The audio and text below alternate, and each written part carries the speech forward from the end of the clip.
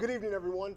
I'm Justin Mack, and welcome to IndyStar Friday Night Live, presented by Bath Experts, the only show that brings you the week's biggest Indiana high school football games wherever you are. So you'll see every thrilling finish, every must-see play, and all of Indiana's gridiron stars of tomorrow. I'm your host, Justin Mack, coming to you live from the IndyStar newsroom, and sitting to my left is the steak to my sizzle, the guy with all the info, insider, IndyStar sports editor, Matthew Glennesk. Are you ready to make history tonight, man? I'm ready to make history, and this was the wrong week to grow out of my bar mitzvah suit. You look fantastic, and I look like a schlub. Well, get ready. This is a casual Friday for me, so it's going to be a long season. But Friday Night Live is going to bring you live look-ins at all the biggest games. So let's show you how that works right now. We're going to take you over to some action between number 7 North Central Panthers and the Fishers Tigers over at Lucas Oil Stadium, courtesy of the ISHAA Champions Network, with the action called by Rob Blackman and Jan Bosher. And this is what we're going to get all season. Live look-ins at the biggest games as they happen. You don't have to wait or look for results. We're giving you the results as they happen right now. Defensively, and now all of a sudden they're putting havoc on pressure on this Fishers offense. So Jack Phillips on 4th and 10 is going to attempt a 48-yard field goal from the left hash. The kick is on the way, and that kick is good. Woo! Man's got a foot, doesn't he? 48 yards for Jack Phillips. Remember, he missed a field goal earlier in the game, a short one that hit the left upright. This one is true. Fishers adds to the lead. It is 20-0. The Fishers Tigers leading the North Central Panthers. You're watching it on the IHSAA Champions Network. All right, so there you go. Some action right off the bat, a score in that game between, again, North Central and Fishers happening over at Lucas Oil Stadium right as they head into the half. And it's going to be a season full of moments like that. So for more info, we want to kick it over to our IndyStar High School sports insider, Kyle Neddenrip, with 3 things to watch for. Neddenrip, let it rip. Kyle Neddenrip here, high school insider for IndyStar.com, giving you the 3 things to watch here on the first night of high school football, week 1 here. And my first thing to watch will be Warren Central Center Grove game at Warren Central. A rematch of last year's 6A semi-state game. And what are we going to see in that game is kind of what I'm looking for, especially at the quarterback position. Taven Jackson, the sophomore, coming on for Center Grove now, first year as a starter. And then Warren Central had a transfer. Roman Purcell moves out. They have an opening there. Can Maddox Tavernier kind of solidify that role as starting quarterback at Warren? Should be a really interesting game. Defending state champs Warren Central against Center Grove, ranked number 2. Warren Central number 3. Should be a great game out at Warren Central Friday night. Second thing to watch, Charlie Spiegel is on the hunt for the career rushing title, and he's only 411 yards away. Now, he won't get there, I wouldn't think, at least in week 1 against Kokomo. But how far can he get up the ladder? He could go into next week's game against Center Grove, potentially able to break it in that game. So keep an eye on that. Again, Charlie Spiegel, 7,699 yards. He's number 3 on the all-time list, and he will break the record, just a matter of when. So keep an eye on that number tonight when New Pal travels to Kokomo to play the Wildcats. How many yards does Charlie end up with? How many will he need the following week against Center Grove, and then possibly week 3? The third thing to watch, I think, is just to find out who's for real. It's the first night of high school football. What are we going to see? I've done a lot of preview work to kind of get ready for the season. I'm going to be keeping an eye on Brownsburg, Ben Davis. Can Brownsburg, they've never beaten Ben Davis, 0-6 all time against the Giants, and were handled pretty easily last time they played in the sectional a few years ago. How will that team look? And then, you look for sleeper teams like we saw from Mooresville last year. Goes on to a great season and really turns it around from what they did the previous year. Who's going to kind of stand out that first night? Who's going to be a surprise team, surprise players? That's always fun to see after the first week of games. So, again, Kyle Neddenrip here for IndyStar.com, giving you the 3 things to watch on the first night of the high school football season. All right, thanks, Cal, for that insight. Now, again, we have a lot of games tonight. We're going to be showing you live look-ins at 7 games. So let's go through that full slate of what you can expect on tonight's episode of IndyStar Friday Night Live. Matt, take it away. All right, well, we've got North Central versus Fishers, which we've already gone into. It is 26-0. Now, last time we saw them, it was a field goal that was good. They just had an interception return for a touchdown. So that game getting a little bit out of hand already. North Central beat Fishers twice last year. If they're going to do it a 3rd time in a row, they better pick it up here in the second half. We will also be giving you Columbus North versus Avon, brought to you by the IHSA Champions Network at 8:30. That's the second game of the doubleheader at Lucas Oil Stadium. The big game of the night is number 2 versus number 3. That's Center Grove at Warren Central, brought to you by the MIC Network. If you want to watch that game in its entirety, you can go to IndyStar.com. That whole game will be there in its entirety, but we will be hopping in and out of that game as well. Then we have Bedford North Lawrence at Martinsville, brought to us by Martinsville High School on YouTube. We appreciate that. Another game, Southport at Roncalli, brought to you by Indiana SRN. It's another Southside showdown. Those teams have played, I think, 13 times in a row to open the season. Wow. Then Pike at Zionsville at 7 o'clock, also brought to you by Indiana SRN. That is the Pat Echeverria Bowl. He coached at Zionsville. Now he's coaching at Pike.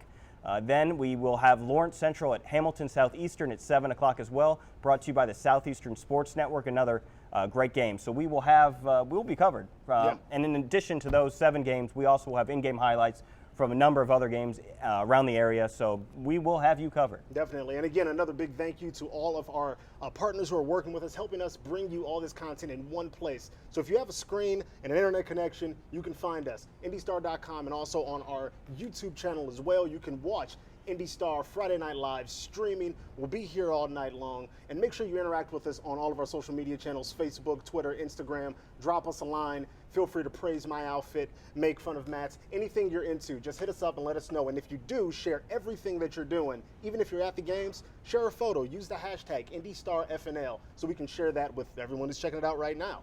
And I want another big thank you to sponsor who's helping making this happen, this groundbreaking show. So let's kick it over to a quick word from our sponsors, Bath Experts.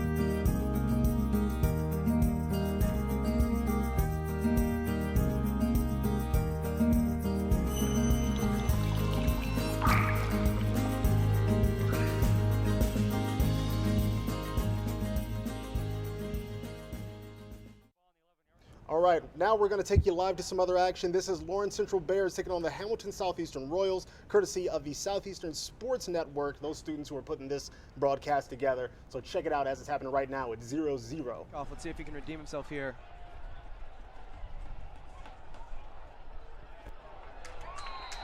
Takes it, and it is good. No good. No good. No good. Oh, that looked like it was good from our angle, but it was no good. Wow. It's not the best start for Alex Corrales, but as we're talking about the first game jitters. Yeah, first quarter mistakes. LC has made plenty of them, and now the Royals have made a couple. Poor offensive drive to start off, and then obviously to compound it with. All right, we're going to actually go back to some live look-ins. Again, these games are happening right now, so let's kick it back to number 7 North Central and Fishers over at Lucas Oil Stadium, just a few footsteps away from us here in downtown Indianapolis.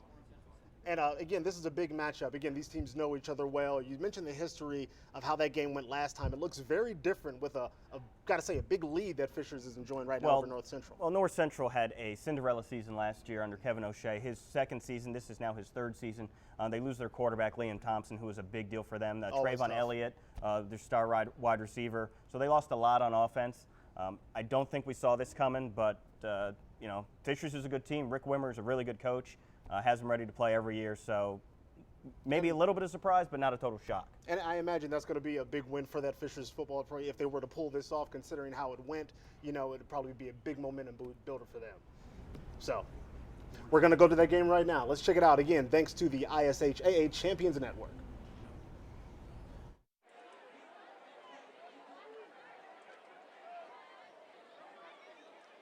Played about a minute and a half so far. Center Grove marching their way down the field. Jackson again under center. Handoff Weems, left side, and he gets stood up by a few Warriors. And he'll gain about 3 on the play. Again, as we talked about, really not a lot of surprises with this wing tee. They're going to, do a few different things, but if you, pick them apart, 3 and 4 yards here and there, you're going to move the chains, and that's what they're doing.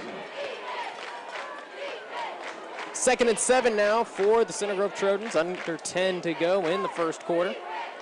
Ethan Crow, the All-State center. Ready to snap. It goes to Jackson. Play action, rollout, looking right side, one-on-one matchup. And we see a flag coming out late there, as it looks like Trent Veith was the intended receiver, the junior, sitting at 5'10", 155. Looks like we had a little contact there. The officials are discussing it now. Javion Stanberry was the corner out there for Warren Central. It was the back judge throwing the flag. We also have a flag down at the line of scrimmage. As we wait for the call here from the official. Oh. Holding on the offense, pass interference on the defense. So those penalties will offset, and we will replay 2nd down. It's one of those words you don't like to hear. This is going to be a do-over. Let's just do it again. So once again, a holding on Center Grove, defensive pass interference on Warren Central. We'll say scratch that. Let's try it again. 2nd and 7 from the 33-yard line. Jackson out of the shotgun. Weems to his right in the backfield. Handoff to Weems, left side, finds a hole, gets chopped down right at the 25-yard line. It should be good enough for a Trojan first down. Again, they're just methodically moving the ball down the field. Right now they're spreading Warren Central out. And that's something that the Warriors are going to have to solve, because if this happens all night long, they're controlling the ball and the clock. It could be a long game. Trojans getting a huge push off that offensive line, led by Drew Steinmel, Braden Sturm, Ethan Crow, Luke Piper, and Andrew Warner.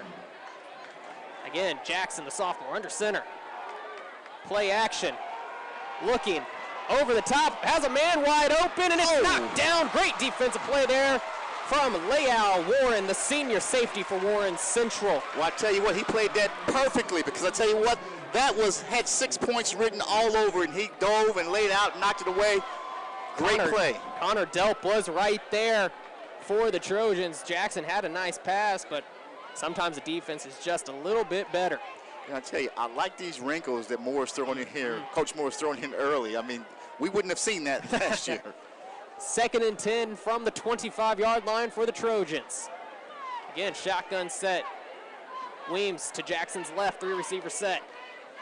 Jackson, handoff Weems. He gets stood up immediately at that line, but falls forward for a gain of 2 for Center Grove. 3rd.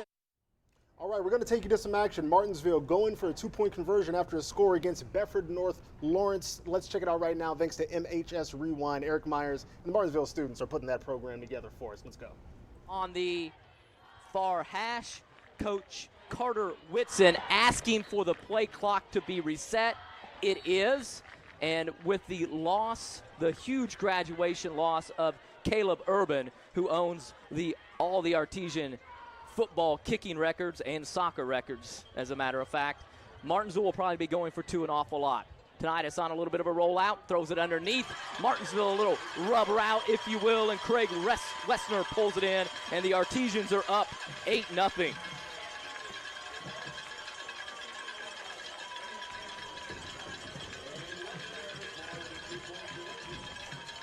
Well, all Martinsville has done through the air has gone 3 of 3 for 40 yards and a touchdown. And the Artesians out in front 8-0 here. Get a look at the senior quarterback, Xavier Tonitis.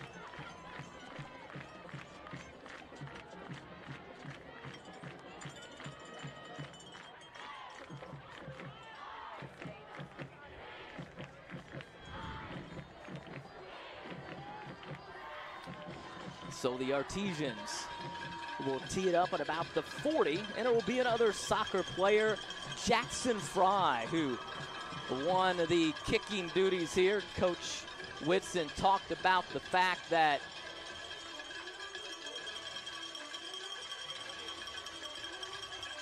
he and Brendan Shoemaker would do battle with that, and you see Jackson right away. He kind of gave the football to the official, and the official was waiting hey, you've got to put the football on the tee where you want it. So Jackson, a little bit of an early game jitters. He will get set to put the boot to it. He's waiting. Like we said, he's new. He has not kicked before. And we're ready to go. I think he's waiting for the whistle. And here we go. Fry, a little squib kick, and it'll be taken by the Stars at the 30-yard line.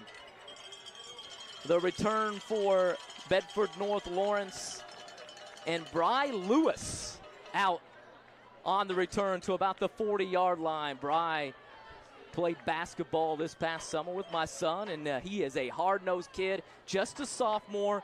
You will probably hear big things out of him on the football field from the Stars in the future.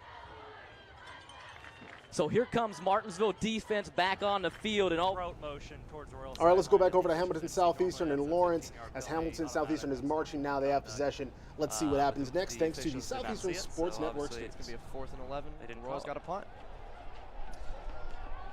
Well, so far we've had some bad snaps and a lot of punts. Oh, Another bad snap, this time for the Royals, but it's a low punt, and they took a nice LC bounce. And the Royals are going to down at the 29-yard line. 28-yard punt for the Royals, no return for the Bears. They take over first and 10 at the 1:30. And don't forget, coming up after the first quarter, Riley Miracle Minute. Dig into those pockets and help the kids at Riley.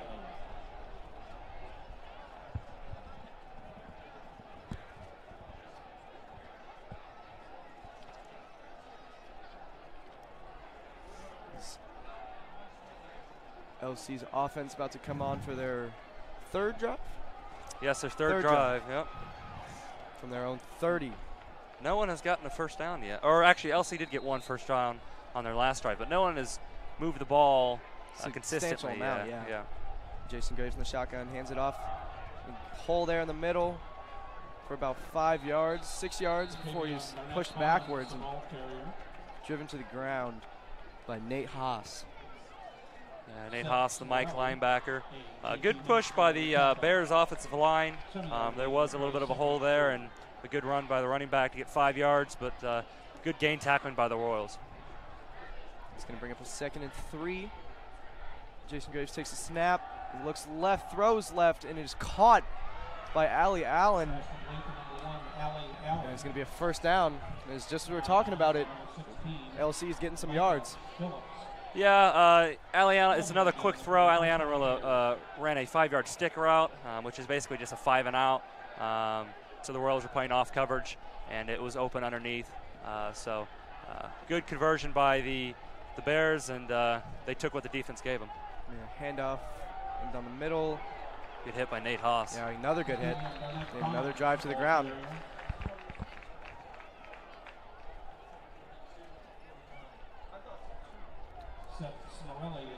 Yeah, Seth Morelli was also in there on the tackle. Gain of 3. It's going to be a 2nd and 7. You got trips right formation out to the right again. It's looking the same formation about every play. They do a lot of trips and doubles. He throws left, and it is miscommunication there. Yeah, he thought. You got it. And here we are, Warren Central, Center Grove again by the MIC Network. Big news in this game was that star running back for Center Grove, Carson Steele, is not playing. He has what appears to be a hamstring issue. And then starting at quarterback for Warren Central is Kobe Moore. They're punting right now, but Kobe Moore has the unenviable task of replacing Jaden George, who put up huge numbers as part of that triumvirate for Warren Central with David Bell and Romeo Elliott. So it looks like Center Grove will have the ball deep in their own possession. Let's go to the MIC Network. Well, I tell you what, man, you know, it's got to be tough coaching when you you catch a ball all summer long and you work on that and you drop it in the game. I mean, my goodness, man. I'm sure Center Grove hearts just jumped out of her chest there. But again, he was able to recover it, and Center Grove can start this possession, but it's inside the 5. Tough place to start from. 2 opening drives ending in a turnover and a punt for both teams. Just over 6 minutes to go in the first quarter as the Trojans start out inside the 5-yard line, as we have a couple flags out on the play as well. And we're going to have to move this thing back. Looks like we're going to have to punt all over again. We'll get the call here from the official as the hands team comes right back out on the field. We'll see what the call is here from the official.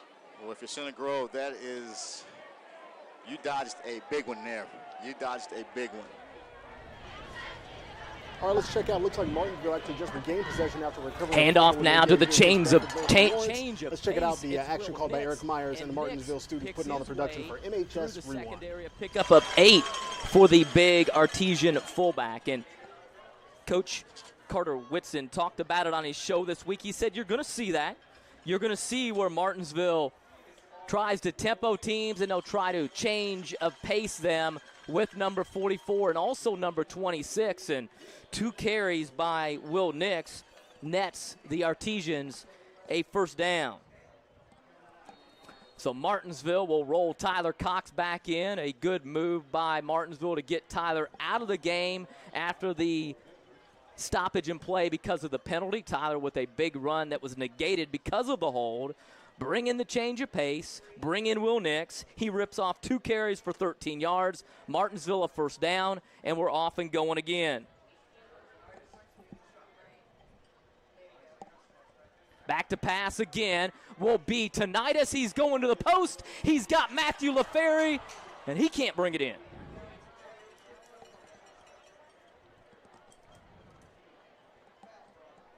So the Artesians have had some dropped touchdown passes. So went back and didn't account for the drop pass on the opening series in Xavier's stats, but still good stats. 3 of 6, 40 yards. Even better when you account for the fact that there have been a couple of drops that probably would have been touchdowns. Trips coming here to the near side. Handoff goes to Tyler Cox. He tries to go between the tackles, and he'll pick up 2.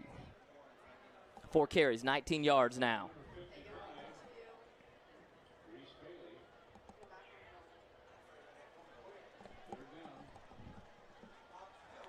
Speed option to Tyler Cox, trying to get the corner. Tyler will be ridden out of bounds. Pickup of about 3. It'll be a 4th and short for Martinsville, and Martinsville will go for it, I'm sure. We'll say 4th and 4 as Cox was ridden out of bounds. Weston Pemberton will check in the backfield for the Artesians, and Bedford jumps offsides. That is the second offsides call on a hard count by Xavier Tonitis, and Martinsville has another first down.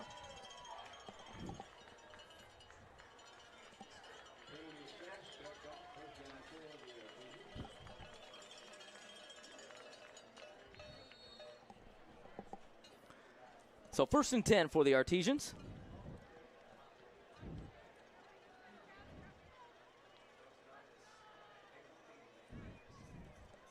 Xavier with a little bit of a draw play to Weston Pemberton, and the big sophomore tailback rumbles his way forward for a pickup of about 8. That fullback role, a familiar one for Weston. Played it in middle school as he rumbles his way forward for a pickup of a couple. I think he'll be there for a first down. Weston also, when he was younger, standout, like we said, football player. He played on Team Indiana, and he played fullback and running back for that team as well. Linebacker spot too. His dad was a pretty good slot back here for the Artesians as well, Greg Pemberton.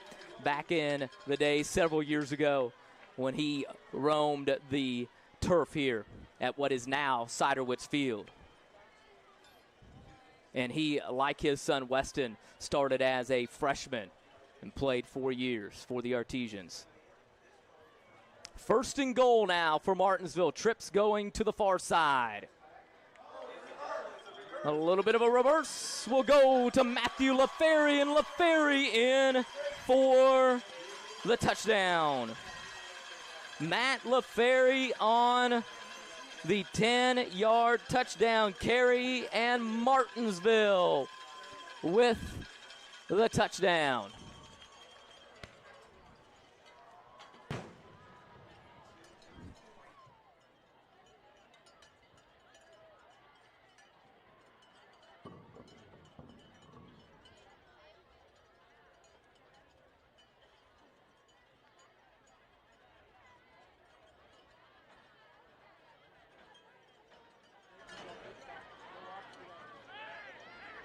Artesians, again, will go for 2 here. Like we said, they're probably going to go for 2 for the majority of the season. If you go about 50%, you're in good shape. Well, that's picked off, and it will be a stoppage in play here in high school. You can't return it. So Martinsville 1 of 2 in the 2-point conversion territory. Where we going, HSE? All right. This right now, Hamilton Southeastern Royals and Lawrence Central, courtesy of the Southeastern Sports Network.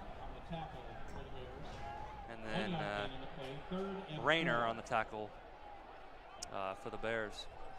It's a 3rd and 4. Hobson's telling the line the play, and he's about to be in the shotgun. Blaine Wirtz behind him.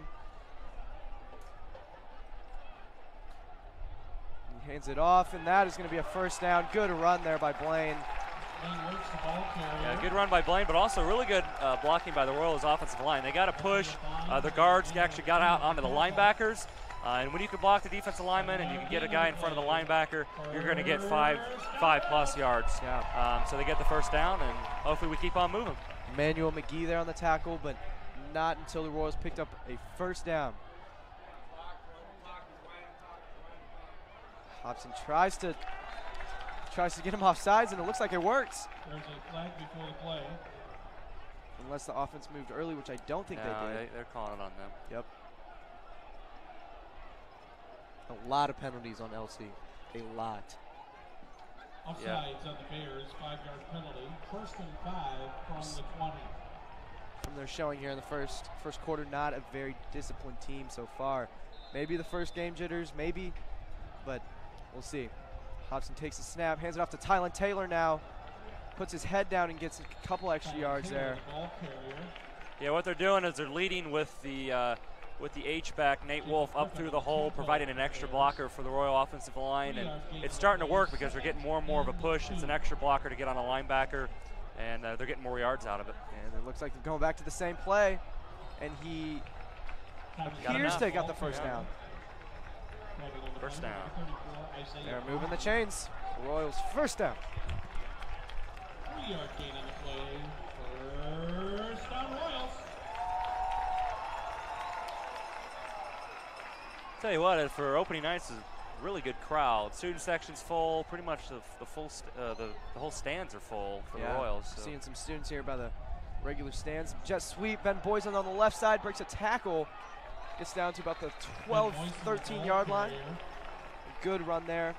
Yeah, good block by Tylen Taylor on the receiver, or on the defensive back, Allen, for the Bears. Good block by Tylen to allow Ben to get a few yards. The Royals have a 2nd and 7. Hobson takes the snap, hands it off to Tylen to about the 9-yard line, and it's going to bring up a 3rd and short again.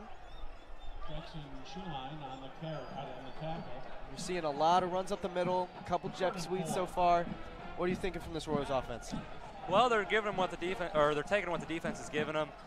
They're allowing them to run the ball right now up the middle, and the Royals, if it isn't broke, don't fix it. So they're moving the ball consistently, running the ball.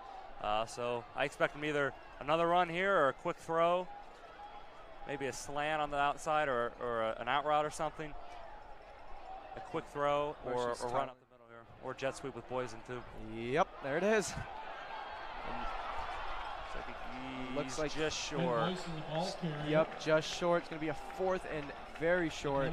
Well, if I'm Coach Morris, I'm going. All right, as that quarter comes to an end, let's jump over to Southport and Roncalli, courtesy of the Indiana SRN. The action being called by Thad Vindevetter and Steve McClure. Check it out. Giving the Cardinals a first down. A quick pitch to Yates.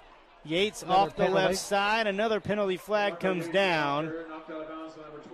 Yates was tackled there by number 12, Ryan Henry. 6'2", 260-pound junior for the Rebels. Again, coming to the short side of the field, this is going to go against Southport for a hold, and that'll back them up 10 yards and make it a 1st and 20. So you get 15 yards on the pass interference, and you give away 10 yards on a hold on the very next play. Yeah. Head coach Brandon Winters spoke about this in his pregame show with me yesterday in terms of Just trying to make sure that they don't get into a penalty game here. Lazan again out of the gun. Nelson back into the backfield. Brian Duggar, the offensive coordinator, standing at the 43-yard line, making that change at the line of scrimmage for Lazan. Lazan's going to keep it himself after he fakes the handoff, and he's down to the 20-yard line. Again, that has worked extremely well for Lazan on 3 different occasions now, Thad. So he's seeing something there and reading the defense and making something happen. That's a gain of 10 yards. And every time it has worked, they have the offense flowing to the right, and Lazan is coming back to the left, and that's where he's finding that opening.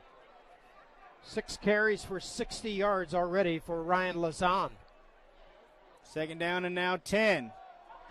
Going to keep it himself again to the 15, inside the 15. He's going to get to the 14-yard line, 3rd and 4. Get a nice block up throughout on the left side of the line there for Southport by 75. Quarterback / running let's go back over to HSC versus Warren Central, courtesy of the Southeastern Take it right up the Sportsnet. middle, and it's going to be a touchdown, Royals. Touchdown. Chris Stein. And that's a big score for HSC to kick things off. Yep, and the we brought it motion to by you as it DeAndre happened right here on Rhodes, IndyStar swayed the Friday Night linebackers Live. over That's the what right. we do. That's what we're trying to do. That's what we're doing right now. Yeah. That's, again, Wide another open hole, touchdown great back job to by back, the and let's see Royal how they offensive follow it up. line, and touchdown Royals, and great way to get the second. Keeps it himself. He's looking to throw. Now he's going to pull it down. He's inside the 10. He's got a first down all the way down to the 8-yard line. Nice play there by Ryan Zahn, the senior. Eddie Schott will be very proud of that play, I'm sure. We talked about it in the pregame show. So Eddie Schott, former Southport Cardinal quarterback, is at Ball State for his freshman campaign for the Cardinals. Ryan Lazan finishing his senior year here, and he'll be joining Eddie in Muncie. He's going to move back out to wide receiver when he gets there, though. Everybody asks, how do you replace Eddie Schott? Well, you just don't, especially when you over a 3-year career. He had 70. All right, now the action is moving fast and furious. Lots of games jumping around, a couple of scores, but let's cue up a couple of big highlights that have happened in some other games. What do you got, Matt? All right, well, we've got a score in number 1, New Pal. We've got Lincoln Roth starting the quarterback. He's going to find Maxon Hook right here, who's going to run it in. Maxon Hook is a 2-way player, and he's just going to rock it in there. That's a quick 7-0 lead, and I know it's 14-0 because the man who can't stop scoring, Charlie Spiegel, has scored his first touchdown of the season, and he will, with most definitely, break the state record for touchdowns and rushing records. So we will have plenty of Charlie Spiegel highlights. Then we have another highlight coming up here from Franklin Central, Decatur Central. We have a 15-yard touchdown run here by Josh Woolley. There he goes, getting into the end zone. That made it 7-0.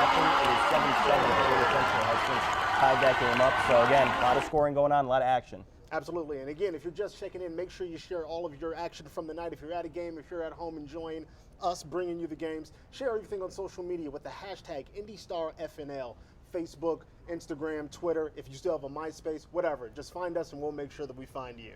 And it sounds like we got another update. Center Grove, it looks like, has scored. They're up 7-0 against Warren Central. Again, that game is on the MIC Network. You can watch it in its entirety at IndyStar.com. And now we're going to throw it back to Southport Roncalli as Southport is about to punch it in. Handoff from Lazan. Second down now. Inside handoff to Nelson, and he is stuffed. And Jack Ward-Zala, first one there. And it looks like maybe they pushed the pile forward for about a yard, setting up 3rd and goal to go. That's a 2-yard gain. 3rd and goal at the 3-yard line. 3rd down.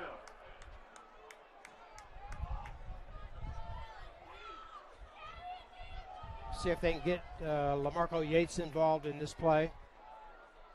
In motion. Lazan looks to throw it, and it's Munoz in the back of the end zone for a touchdown.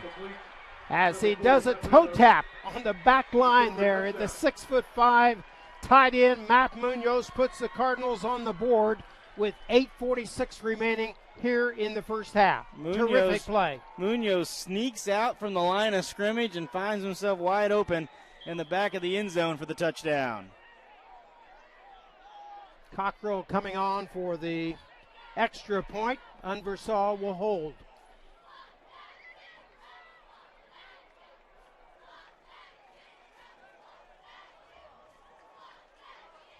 Kick is up, and the kick is good. 8:46 to go here in our first half, and Southport first on the board here in game. Keith, you had said that defense was going to be a major factor in this game, and it showed up. I tell you, as Zionsville recovered the I tell fumble, you what, they just let's hit check hard. out the The action ball from pops Jonathan out, Mathis and Keith and it Meyer was a scrub. over at the Indiana Nice SR. job. That's just strength, and the weight room does that for you, Jonathan. Nice strength, and they just hungry for the ball. Now a moment of redemption for the Eagle offense. See if they're able to move the ball. They got 5 yards last time. That was the run to Colin Price. The second play of the game was intercepted off of a bobble from quarterback Cole Weissman to Price. And now 2 receivers way to the bottom, just off your screen, 2 to the top. Ball on the far hash. And here is Weissman. Oh, he's open He's to in the flat. trouble. Given chase, he's able to get back to the line of scrimmage and gain a couple of yards. But he had a man wide open. He did. He had number 2, Brody Weisshell, was wide open in a flat, just couldn't see him. And when you start taking off like that, your vision is just all gone, Jonathan. So he did the right thing. He got, 2 yards out of it? He got a couple. 2nd and 8 for the Eagles. Their second offensive possession. Trips to the bottom off your screen. One is Vecchiarella. Harmon is with him.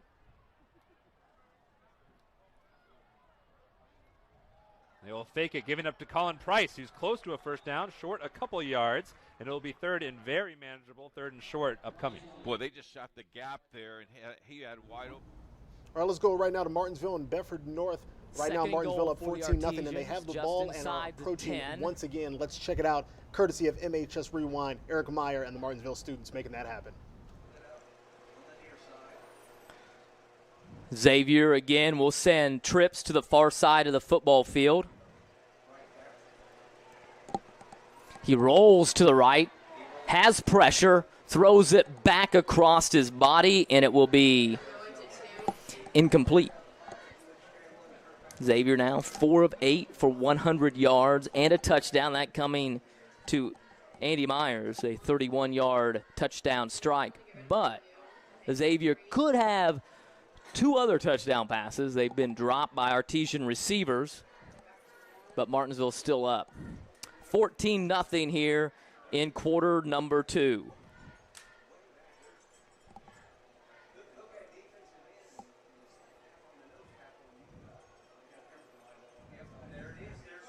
A handoff up the middle, and Tyler Cox will take it in from 8 yards out for the touchdown. Cox, 6 carries, 30 yards now, right at 5 yards per carry. And Martinsville now leads it.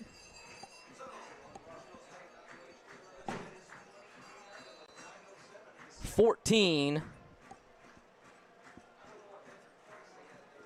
or excuse me, 20-0.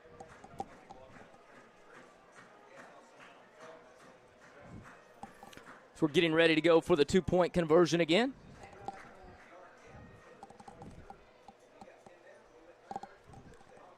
Handoff again to Cox. Cox stopped short.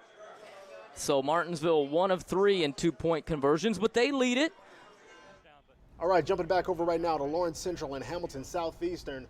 Another possession change in this one. Let's check it out, coming to you from the Southeastern Sports Network. Blaine Wirtz drove into the ground there. Number 9, Daverin Rayner.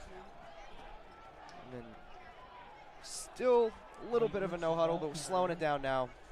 Yeah, once they kind of get a big play on first down, rush down there, try to get the Bears on their heels, maybe a little bit out of breath, and try to run a quick play. But that time the Bears were ready for it on the run play. Hobson looks like he tried to draw him off sides there. Did not work. Looking over to the sidelines for the call.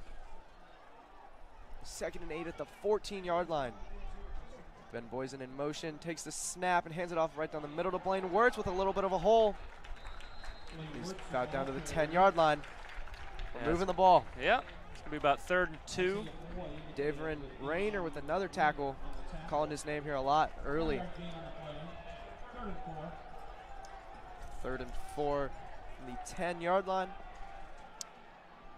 Yep. See what the Royals do here, what Coach White has drawn up for this play. Takes the snap, hands it off Blaine Wirtz down the middle. He's got another hole there. Got a first down. Got a first down. Royals going to be first and goal. It's another good push by the Royals O-line here was talking about early. Another good hard run by Blaine Wirtz. He really does a great job of really hitting the hole hard and hitting it in a quick fashion. And so, and because he's smaller, it's hard for the defensive linebackers to kind of see where he is and where he's going. Andrew Hobson motions Ben Boysen in play action, roll out left, and breaks a little bit of a tackle, and he fumbles the ball, and he falls right back on it. He needed to throw it away. He had time to throw it away. He was looking for, and then he pulled it back down. He was looking for Nathan Wolf there out on the flat, but Isaiah Boyd made the tackle there. All right, right now we're going to bring you North Central and Fishers, courtesy of the ISHA Champions Network with Rob Blackman and Jan Boschert calling the action. Check it out. And it's going to be a 3-and-out for North Central. It looked like that play might develop, but the linebacker core for Fishers did a pretty good job of staying at home. They don't stay at home. That goes for big yardage. First man to hit him was Brandon Benbow, and then he held on for dear life, did Benbow, and he could not, or he did, I should say, successfully keep Smith from getting to the 30-yard line, which would have been enough for a first down. And he didn't have a lot of help. That was pretty much individual effort there to keep from the first down. High snap, but Gay is able to bring it down. He gets the punt away. It takes a fortunate bounce if you're a fan of the Fishers Tigers, because it bounces back towards the punting team. It'll be stopped at the 48-yard line, and Fishers has great field position. All right, I hope you're enjoying all the action. Let's cut over to some quick highlights, some scores from some other big games here in the area. Matt, what do you got? All right. Well, we told you Charlie Spiegel had scored his first touchdown of the season. Well, they are up 14-0. Here's how he did it. This is it right here. Charlie Spiegel, I mean, I don't want to tackle him. No one wants to tackle him. He's into the end zone. He is going to break the IHSA record. That game is actually 35-0 right now. There was a pick six for New Pal. So number one, New Pal, not messing around. They're playing Kokomo. They beat them last year 77-0. I think we might see our first Mercy Rule game of IHSA history. Running up early. Yeah, we'll go to another New Pal highlight here too. Lincoln Roth throws a touchdown pass to Eric Rudebush, and both of these guys were actually in competition to see who the starting quarterback would be. So boom, boom, right to each other. That's fantastic. Look at the unity. You know, it's like they didn't. The other one, they knew what they were thinking. They've been in the same huddle. They've been in the same meetings. Let's go to Bishop Chittard. We have a long touchdown pass. This looks like it's going to be. Yeah, this is Chittard, so against the Buffs Jesuit, a long touchdown pass, he drops back. Well, it was actually a shorter touchdown, short pass, but he's going to take it all the way. And he's going to, you ain't going to catch him. Touchdown. Rest put their arms up. Yeah. Leaving your blockers. They will always keep you going, just like I keep you going. You do. I hope you guys are enjoying the action right now. IndyStar Friday Night Live. We're going to kick it back over to that LCHSE game. Sounds like another red zone opportunity, so let's kick it over to that action right now. Or are they going to try to score again? 4th and goal from the 13, so we do have to score. And here comes the field goal unit. Yeah.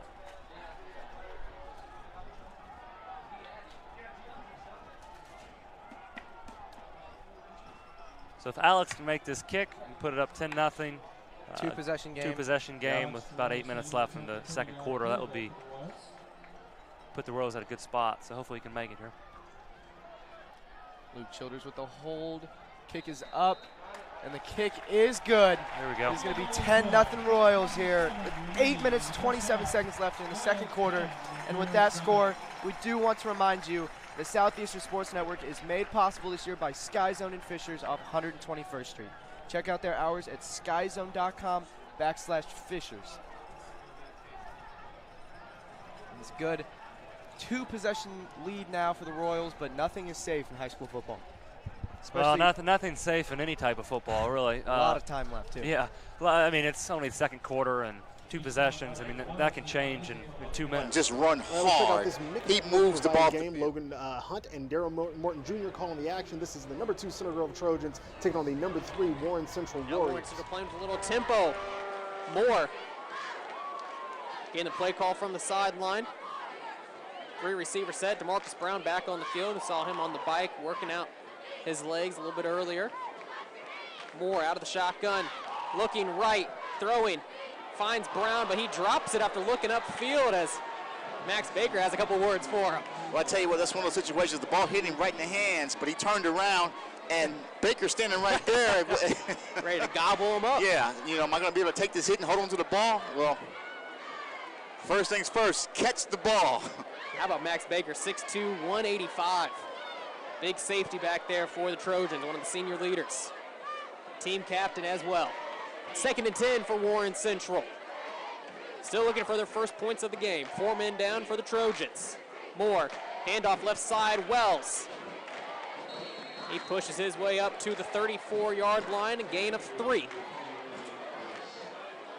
Looks like that run to the strong side has been about the best thing working for Warren Central so far. So far, but Center Grove was ready for it that time.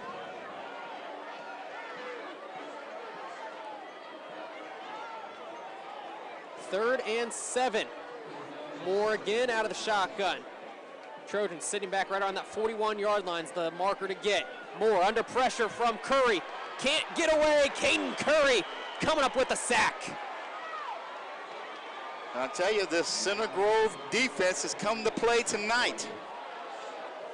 And once again, we talk about the future. While rolling, and you see the strike. Oh! And it's, now Pike it Red was Devils broken up Zionsville Eagles. Got a by flag. Jacob Gay as the flag comes.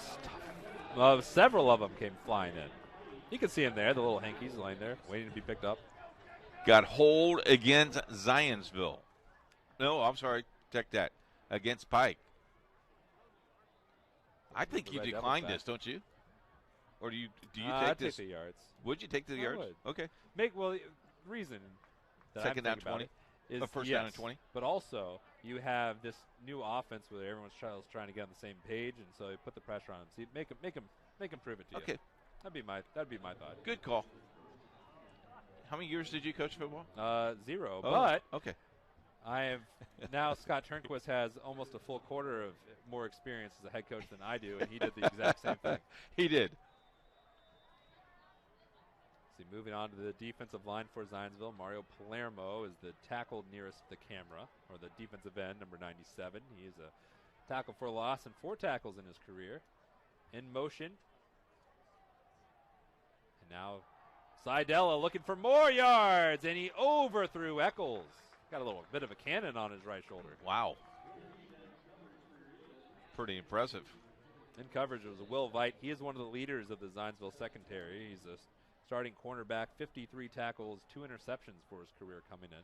How about the protection, though, that Zionsville's, the Pike's offensive line gave him? He had plenty of time to throw the ball. 2nd down and 20 for the Red Devils.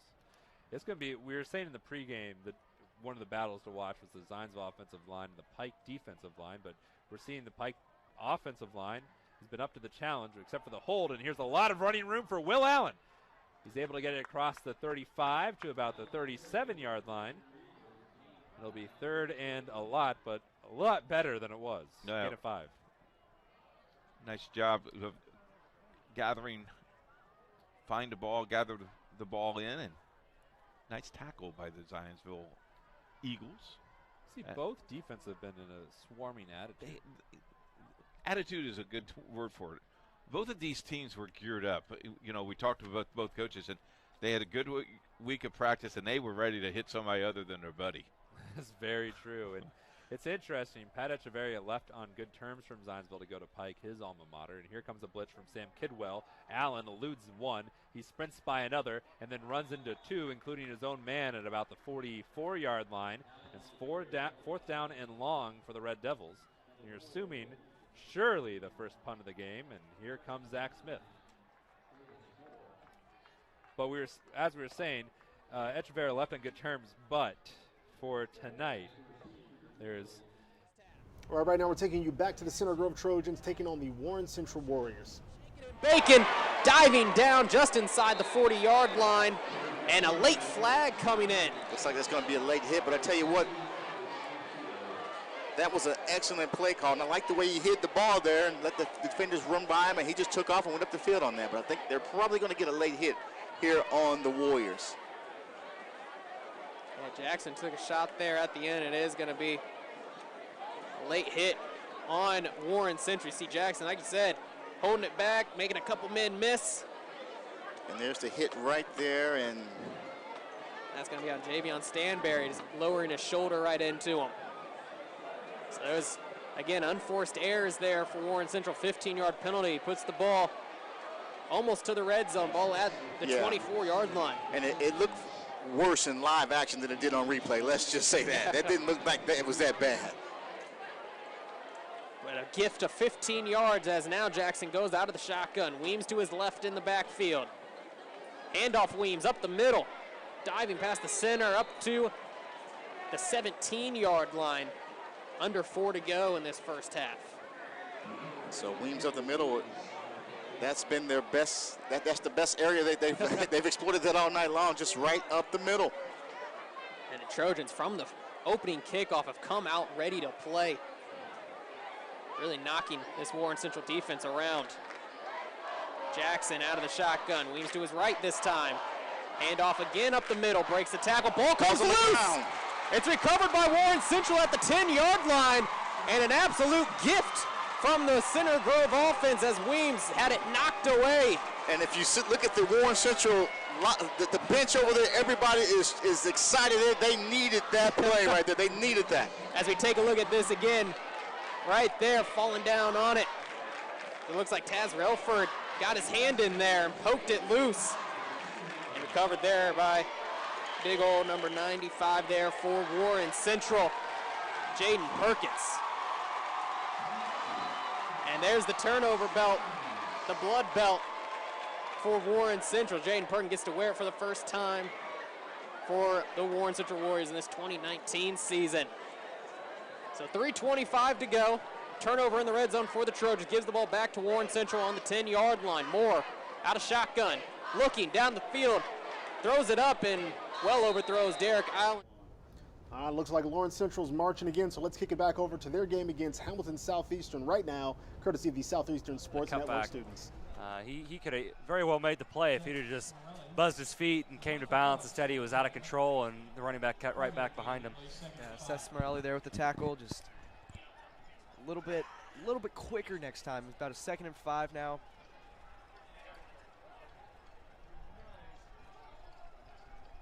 And Jason in the shotgun. Puts number 29, Trayvon Gilmore, in motion, and it's going to be enough for the first down. Yep. Joel Chetzi and Seth Smorelli on the tackle. 6-yard gain on the play. I don't think I've ever seen anyone put more receivers in motion on a play, like every single play. Yeah, well, I mean, it tells you what defense tells you what defense the defense is playing, whether it's man or zone, and whether they go with the receiver or not. He's going to pull away, and he's going to pitch it. Yeah, a triple option, and it is going to be touchdown. Enough. Oh, yeah, touchdown. Enough. Called a touchdown. Yep, enough for a score. Yeah, that was a good play. What he did was he read the option, didn't hand it off to the first running back, and then he took the ball, had another running back with him, and then right as soon as someone was about to tackle him, pitched it off. And well-executed triple option. And number 29, Trayvon Gilmore with the score, and it's going to be 10-7 pending this extra point. See if you jinxed him. Who knows? Maybe ice the kicker a little bit. Hopefully the snap is good for them. Well, if it's from their side, yeah, they hope the snap is good. This one's not as far as a punt snap, so hopefully they'll be able to not short hop it back there. Snap good, hold good, kick good. 10-7. 4 minutes, 41 seconds left in the second quarter. LC tightens the lead a little bit, 10-7. What'd you see from the LC offense there? Well, it was a good drive, but it was an important drive for LC because they really had no momentum on offense whatsoever before that drive. They found something with the quick running game, the quick screen game, the quick passing game. Everything was quick. I mean, everything was out 2-3 seconds if it was a pass or if it was a quick waiting running play. They found something with that this drive. The Royal defense, it's really... Right now, we got some more action from Southport versus Roncalli thanks to the Indiana SRN. Looks like we're once again in scoring opportunity. Trying to convert here on this 4th and 4. 2.5 minutes remaining. There's 3 receivers to the left, 1 to the right. Nelson in the backfield to the right of Lazan. Now Yates goes in motion. Somebody jumped. Encroachment, maybe. If so, that'll give Southport a first down. And that is going to be against the defense, 5 yards, and now a first down for Southport. 2:07 to play. Again, I see the patience being exerted there by Ryan Lazan, reading that defense, and he was able to bring him off of their cart there. 1st and 10 now for Southport. Lazan hands it off to Nelson, and he is stuffed, and then he slides out of the tackle up the right side. Penalty. A flag comes down. It was a gain of 8 on the run. All right, we're going to run down some scores for you right now where there's a break in the action. Danville's up 10-7 over Franklin. Cathedral's up 27-0 over Noblesville. Trinity from Kentucky is up 7-0 over Carmel. Chittard is beating Brebeuf 21-7. Speedway is up on Addicks 10-0. Guerin is at halftime leading McCutcheon 10-7. And defending 2A state champion Webo is up 27-0 over Sheridan. Probably one of the guys in front of. Yep. Well, I think that'll push them back a yard and a half or 2. Yeah, about the 22-yard line, yeah. Yeah, so that'll make it 1st and now 12. Yeah. That's a spot penalty for the viewers out there. Now Lazan across the middle, incomplete. That pass intended for Jay Jones Moore. Ball was in the air quickly by Lazan and looking for Jay Jones Moore. So again, the Cardinals in good field position here to put something up on the board. Sun's starting to set and some shadows are setting in now on the field. 1:39 to play here in our half. 2nd down. Cardinals taking their time now with the clock stopped. Yep. Certainly don't want to give the ball back to Ron Colley before the first half ends. Yates in motion. He's going to give it to Yates. Yates off the right side, and he is stood up over there. Wow. And that is Ryan Henry on the tackle. But again, on the short side of the field, it was Yates trying to scoot around the corner there, but no go as Henry came up and put the tackle on him. Now another 3rd down situation for Southport. 3rd and long once again. 3rd and 8.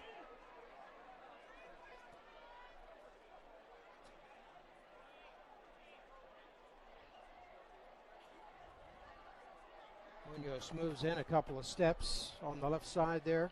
Under a minute to go. Lazan fakes it. Now he's going to keep it. He's inside the 10. He's down to the 8. He's got a first down with 50 seconds to go. And let's see if Southport will call a timeout here with under 1 minute to play. But it's Ryan Lazan and those legs working for the Cardinals. And they have a first down. Now 45 seconds. I believe the Cardinals have 2 timeouts remaining here in the half. Lazan out of the gun. Lazan's going to keep it now. He throws it to Munoz, who sneaks inside the pylon for another touchdown. This combination was working at the very end of last season from Eddie. All right, I want to thank you guys for joining us tonight so far on IndyStar Friday Night Live. And now a quick word from our sponsors, Bath Experts.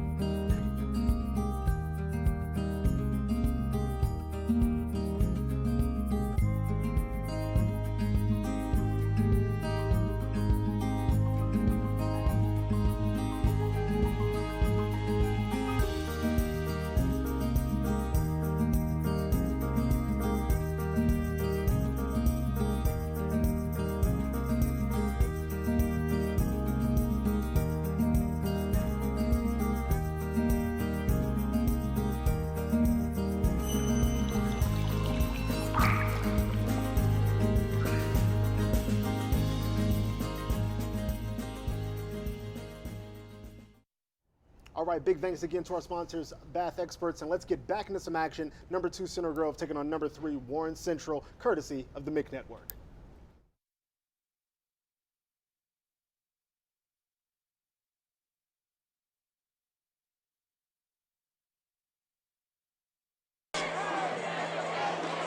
As the Trojans really have had their way. A couple fumbles and turnovers here, and they've really dominated this game. And think about it, even their touchdown was off of a fumble. Absolutely. And, I forgot about that. Yeah, it was luck. I mean, exactly. It was luck. Who had luck and got the touchdown. And like you said, Warren Central has to be ecstatic that they're only down 7-0 right now, as they've had 4 straight punts, looking at 5 straight punts now. It could be very easily 28-0 right now. Only a few first downs to their name. Randy Wells back to punt. Python back to return from their own 30. Better punt here from Wells as Vythe hits the fair catch right at the 31-yard line. So 49 seconds to go. No timeouts remaining for the Trojans. We'll see if Coach Moore elects to play this safe or... And right now, let's show you some action from the Pike Red Devils versus the Zionsville Eagles. Not good. It's interesting because when you have the players, obviously you're expecting strong mental focus. Physical mistakes, those happen. Mental focus need to have, and then when the coaches get 2 penalties, that's a different thing. So it's first down and 5 from the 5. Zionsville in tremendous position here, looking for the first score of the game. Colin Price, far side, diving, and he's short. Might be at the 1.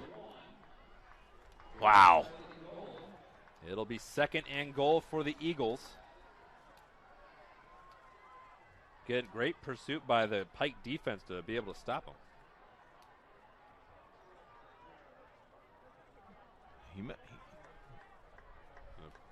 Good chance to be able to see him again, you would think. Yeah, you run this right up to get here. There he goes. There it is. And he's met by a bunch of red helmets and My thrown goodness. back by the brilliant defensive line of the Red Devils. That went right back at the 1-yard line. He tried to gap between the 6, 4, and 5 hole, and nothing there, Jonathan. 3rd and goal for Zionsville. This is 4 down. Yeah, it has to be. Yeah, you bet. Price now 12 carries, 41 yards. Motion. That's Cooper. Going to the strong side. Hit again and stopped again by the Great Wall of Pike. How about that? They're running where their strength is. And this is the mano a mano. You got one of the best offensive lines in the state in Zionsville. You got one of the best defensive lines, apparently. At least they're playing like it. And Pike, and that will bring out, they've stopped the Zionsville offense. And here comes one of the best kickers in the state, Chris Freeman. Freeman regularly kicks it longer than 50. He can go almost anywhere he wants for college of teams that need kickers. He's visited plenty of big ones, including Georgia. And he's looking for a relative chip shot for him, Cam Cooper, to hold. Ball on the ground. It's up and it's through, and Zionsville leads 3-0. Don't go anywhere. All right, I'll take it. Moving it over to HSC and LC with a score of 17-7.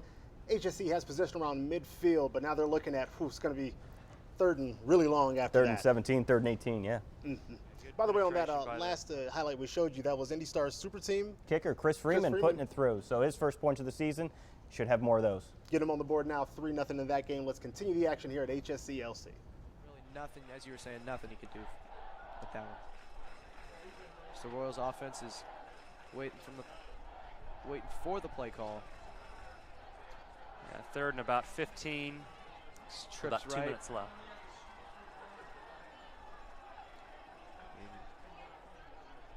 Austin looking over again. Timeout. Yeah, they're letting the play clock run all the way down. Use the most time as they can so that the Lawrence Central Bears, when they get the ball back, presumably if they didn't get this first down, that they have as limited time left as possible. So let's see what the Royals decide to do on this 3rd down. If they decide to run it, to run more clock off, or force the Bears to call timeout, or if they will throw it, actually try to pick up the first down.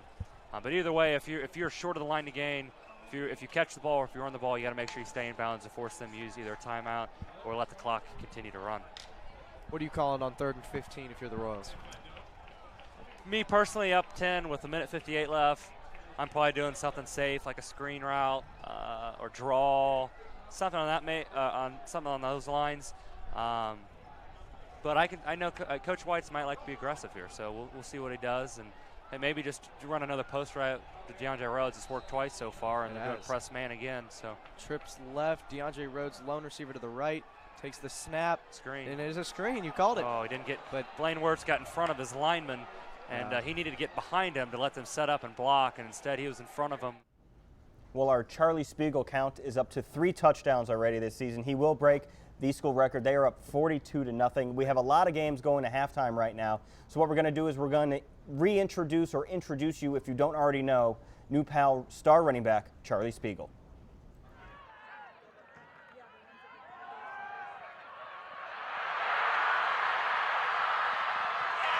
I started in 2nd grade. It was up in Metro Football League, up in like Muncie, where Delta is. And I started off at quarterback. That's why I actually played first. And I remember like my first practice, like just running the ball and like passing it and stuff. It was a cool experience. I think he just wants to be successful at whatever he does.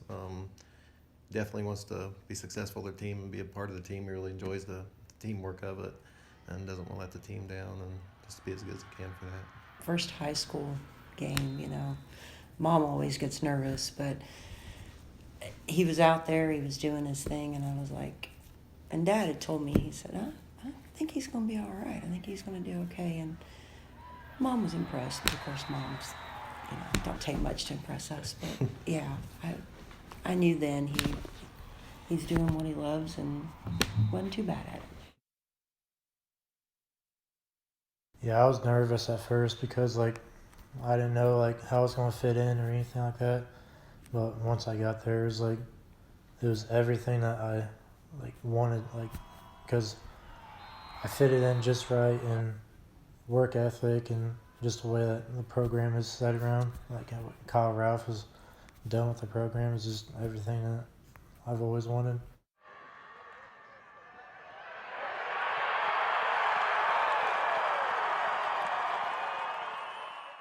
Very much, I guess you could say, a gentleman on the field. I'm very proud of him for that too. If you notice, like if he makes a touchdown, he just simply turns around and hands the ball off, and that's exactly what he should do.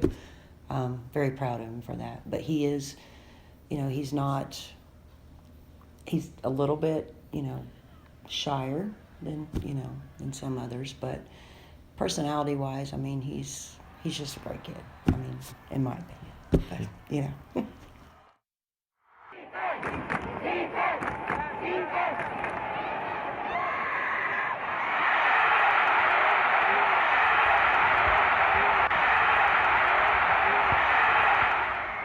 It was the best experience I've ever had so far. It was unforgettable.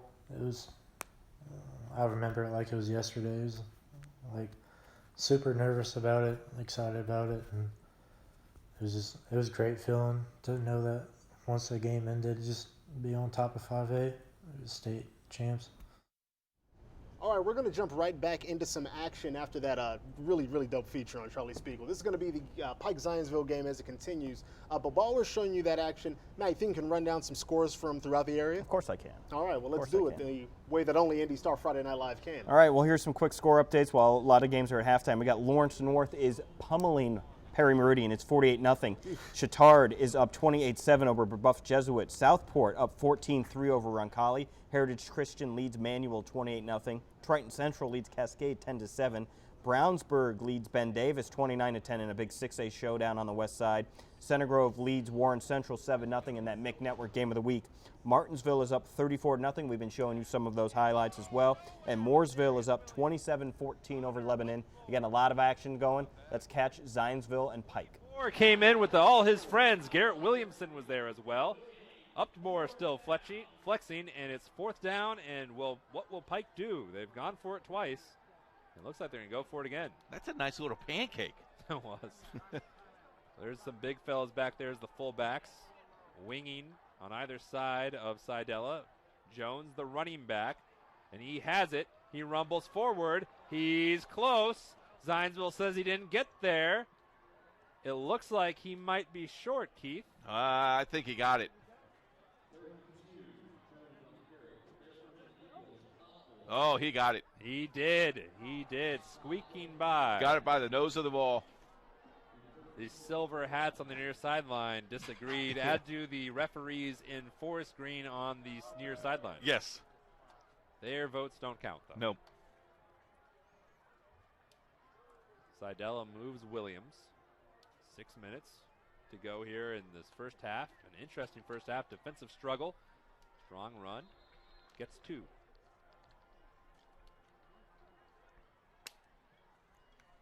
Darius Williams, the backup to Will Allen. You could see different physiques. Williams stockier, Allen quicker, more nimble. 5:48 to play in this first half. Get ready for 2nd and 7. And then we're going to have a fun little trivia question for you after this play, depending on how it goes. Seidella.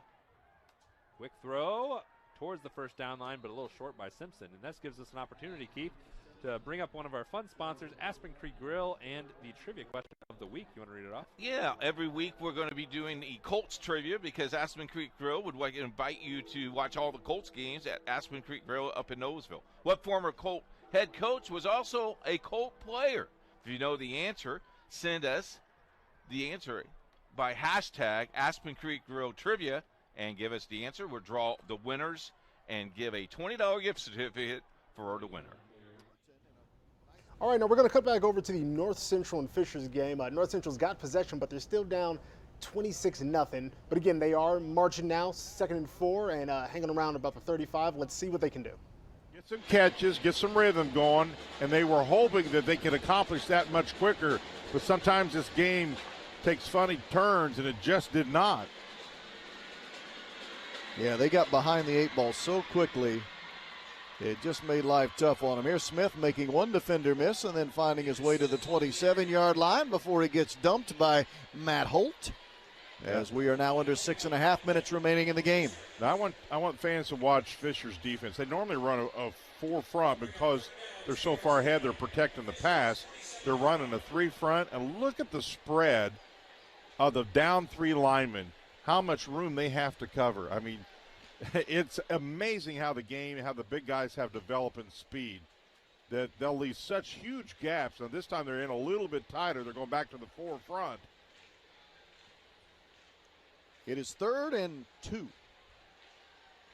Low snap, but Smith takes the handoff from Abel, dives forward, but will not have enough.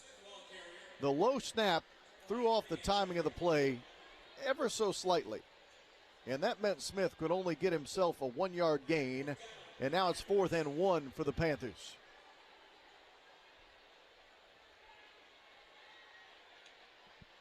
David Smith, who only had 197 rushing yards last year as a junior, but that made him the leading rusher returning this year. And he has been the featured back here tonight, as we expect he will be all season. 4th and 1. And just as they were getting ready to hand the ball to Smith, timeout was called. North Central took a timeout just before the snap of the football. All right, so again, North Central still nothing against the 26 that Fishers has put up. That's a bit of a low light. So, Matt, lift my spirits. You got some highlights? Oh, I've got some highlights. All right. All right, well, let's start with Brebeuf Jesuit Chittard. Isaiah Martin gets Brebeuf on the board right here with a short touchdown run. But it's been tough going so far for the Braves. They trail 28-7. So we're going to go to another highlight. This is Brownsburg-Ben Davis. This was a huge showdown on the west side. Ben Easter's here, quarterback for Brownsburg. He just committed to Kansas. He's going to throw it deep, and that is brought in well for a touchdown by Preston Terrell. So Brownsburg leads Ben Davis. Our last highlight we'll go to right here is DeAndre Rhodes with a 51-yard touchdown reception to give HSE a 17-7 lead over Lawrence Central.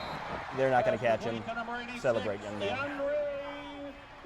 All right, so again, if you're watching us now or you're at one of the games or no matter what you're doing, make sure you share everything that's happening tonight using that hashtag IndyStarFNL. We're going to bring you all these games, again, 7 streams all in one place. And now we're going to kick it back over to Pike Zionsville. That's been a really hot one. We've been jumping between that one and what's been going on with North Central and Fishers. So let's check out the Pike Zionsville action one more time. And we're trending on Twitter.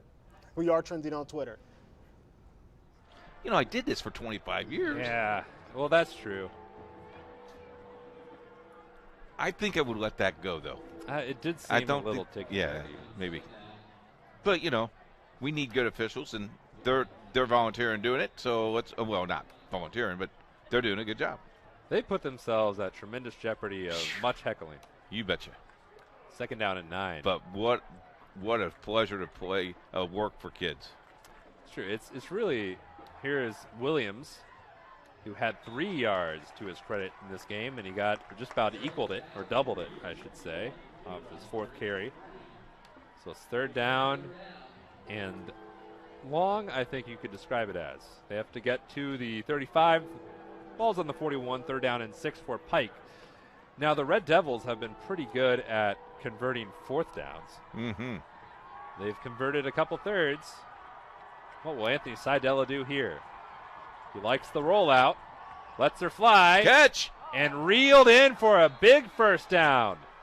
That was Elijah McLaughlin. I just like the decor on the wide receiver. Nice job. Very patient with the ball. Sets it up in the pocket. And you notice how he followed through, Jonathan. Followed completely through. Nice play. Good defensive coverage there. Just nice play. Seidel, he likes when he's able to run and cut the field down in half. Here's the replay of it right quick. Just look at the replay right there. He just feels comfortable moving to his right. That's a dart. Yep. Into single coverage, but it's a tight window. Here's Will Allen cutting to the outside. Tripped up from behind. Got 2. I think Pike needs to score this possession, Jonathan. They need to come away with some points here. Put some pressure on Zionsville. That would be one of the benefits, obviously. It was interesting last year, though, Keith. Zionsville not only lost to Pike, they led at halftime 16-13. So this much lower scoring game than it was last year. Mm-hmm. But Pike, they're comfortable playing against these Eagles. And that's what's interesting. Zionsville wanting revenge on Pike. Pike, they know they can beat this team. And here's a throw over the middle. Simpson bobbled. Garrett couldn't get there. Well, I tell you what, he picked up some speed, though, didn't he? Nice job. Again, good protection. Just had time. Just maybe overshot him just a tad. Now it's 3rd down. Timeout-wise, Pike has 1 timeout with 2:44. Zionsville has them all, so we're going to see probably a 2-minute drill. Zionsville will have that opportunity, depending on what Pike does here. Ball on the 18. We've already seen Zionsville's field goal kicker come through. Zach Smith is 1 for 1 in his career, and that one was a 43-yarder, so significantly in his range. Here's the throw. Sanders leapt out of one, squirts through another, but then gang tackled. Number 18, Aiden Crine, was there on the stop for Zionsville. This will be 4th and short for Pike, and here comes the jumbo formation, Keith. Yep, we've seen this before. In at running back, Treshawn Jones. Need at least 4. I would even say you need probably 5. And here at fullback is number 92, Antonio White. On the strong side, tight end is Kai Montgomery. Yeah. You think you may go to the right side? I would guess that's a strong possibility. 1 wide receiver to the right side just in case. And he's going to him. The fade. Long and out of the back of the end zone. Turnover on downs. Pike wants the interference call and none given. Zionsville. All right, now we're taking you over to a little bit of band action. This is HSE's band doing their thing. Now, I played a little bit of football in high school, but I was way more valuable to my high school band as a member of the drum line. So I like to see these kids getting after. They've been training all summer, too. Yeah, I didn't join the band. I'm actually musically challenged. You know, that doesn't surprise me. There are a lot of things I'm challenged at. I love music. I can't play it. I'm tone deaf. Hold on for a moment. Look at this formation. I remember band camp. This is not easy, folks. Okay. Those quints are heavy and those bass drums are unforgiving. I'm doing the highlights. You break this down. Now, as you can see, the figure 8 pattern by the flag line here in the front, followed by some strong support from the woodwinds and the flutes. Now, the cool kids, band kids, the drum line hanging out in the back, they're not doing that much, but they sound great. Trust me. That's what we call the cool kids. Actually, the band kids. We're the cool kids. I was the cool kids. I can tell. Anyway, I hope you're having a great night. We're having a great night. Again, Justin Mack Glenn-esque here in the IndyStar studio, bringing you IndyStar Friday Night Live presented by Bath Experts. It's a one-of-a-kind show that brings all the biggest games right to you wherever you are. And how do you think you're doing so far? You think you're holding up? I think I'm doing all right. All I don't know. You can tweet us at #IndyStarFNL and tell me that I'm not doing all right, but I don't think you will. Well, let's see you earn your money with a few highlights. We've got 3 big highlights, some score updates on some big games. Take it away. Sure, let's go to Mooresville versus Lebanon. Here we got Kalijah Perry with a short TD run. He's the new quarterback for Mike Gillen's Pioneers, and yeah, he's not going to be touched. That's a touchdown. They're up 21-7. All right. Now we're going to go back. You know, we've talked about him a few times. I think we'll talk about him a lot this year. This is Charlie Spiegel's 3rd touchdown of the game to put New Pal up 42-0. You can ride him into the end zone, but it's still going to be 7 points. And the last highlight we'll go to right now is a Southport play-action touchdown. The cameraman was fooled. Ryan Lezon just dumps it off. That is 6 points for Southport. They lead Roncalli 14-3. Absolutely. And again, that's some big action that we're going to bring you. And I want to take a quick moment to thank all of our partners, the different organizations here in Central Indiana who are helping us do what we set out to do here on IndyStar Friday Night Live, which is celebrate these student athletes who've been working hard to make it happen. So again, the ISHAA Champions Network, MIC Network, Southeastern Sports Network, MHS Rewind, and Indiana SRN. Thank you guys for working with us to make this possible. Thanks for everyone who's tuning in. And yes, we are still trending. That is #IndyStarFNL. Share your thoughts, share your photos, and keep helping us change the way Indiana high school football is broadcast here in Central Indiana. And if you want your streams, your live streams on IndyStar Friday Night Live, just slide into my DMs. We are going to go to a 60-second commercial.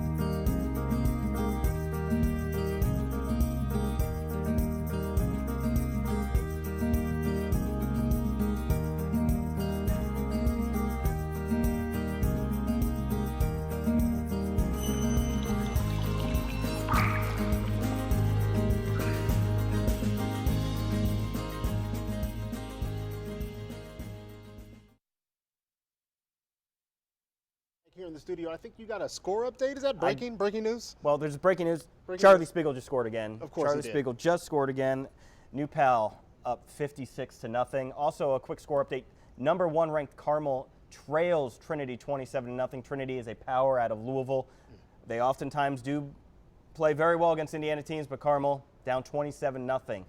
We are going to go back to the Pike-Zionsville game, courtesy of Indiana SRN. All right, now Pike has possession and they are moving, trying to get some more points on that board. Let's see if they can blow some points on that board in the first place. Let's see if they can make it happen. This would be about a 47-yarder. So they just need to get to his, what's obviously within his range. They need 4 yards. They got 66 seconds to do that, if not do more.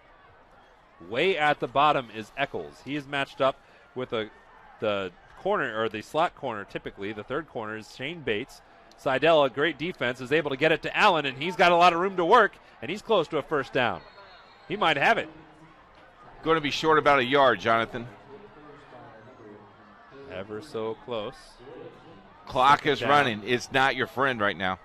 No, there's 50 seconds to work. They can still easily get a couple plays off before having to really think about that field goal. Play clock not really a factor. Seidella steps up, time, end zone, and 2 players collided and their feet were tripped up. Yeah, that's never going to be a flag because his feet got tangled up with the defender. That's not going to be a flag.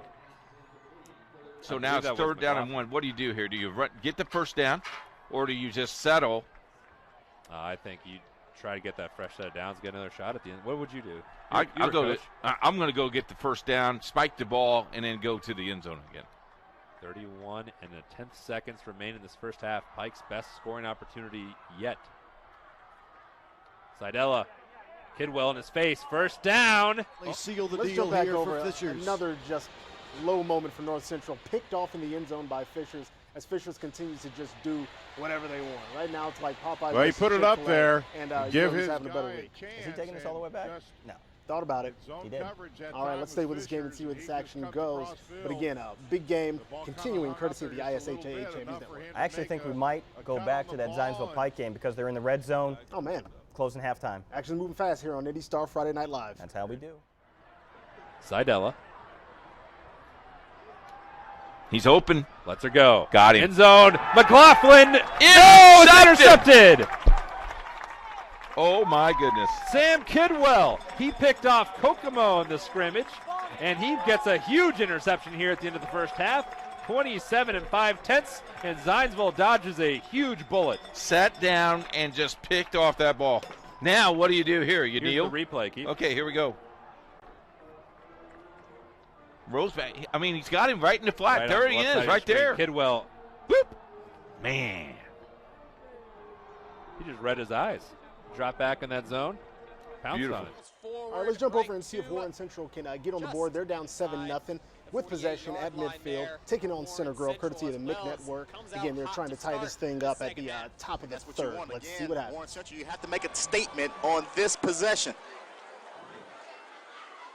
2nd and 4. Moore out of the shotgun. Looking, quick pass, tipped. Atkins makes the grab. Chris Atkins falls inside to Center Grove territory at the 39-yard line as this offense is starting to roll. And there is no way, the way that ball was tipped, it should have hit the receiver where it did.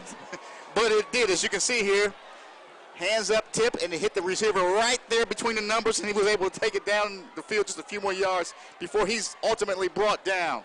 Booker got his hand on it there, and now play action. Moore looking long, throws one up, has Got his a man, got a man. It's caught, touchdown, Touchdown. Warren Central. Out there, Eli Price making the grab, going one-on-one against Brayton Spitter. No flags on the field. Warren Central back into this ball game. What did Coach West say at halftime? I want to My know what he goodness. said. Unbelievable. But Josh has got to get on that, buddy. My goodness, Kobe Moore comes out, throws a dart with a man in his face, lobs it right up there. What is that, 4 plays? 4 plays, and they're in the end zone here in the second half, and they couldn't move it at all in the first half? Right there, Curry almost getting to him. Throws it up, waits for it, grabs it in for 6. Joe Jackson out for the extra point. Low snap. Jackson gets it up and in, though. And we're tied at 7.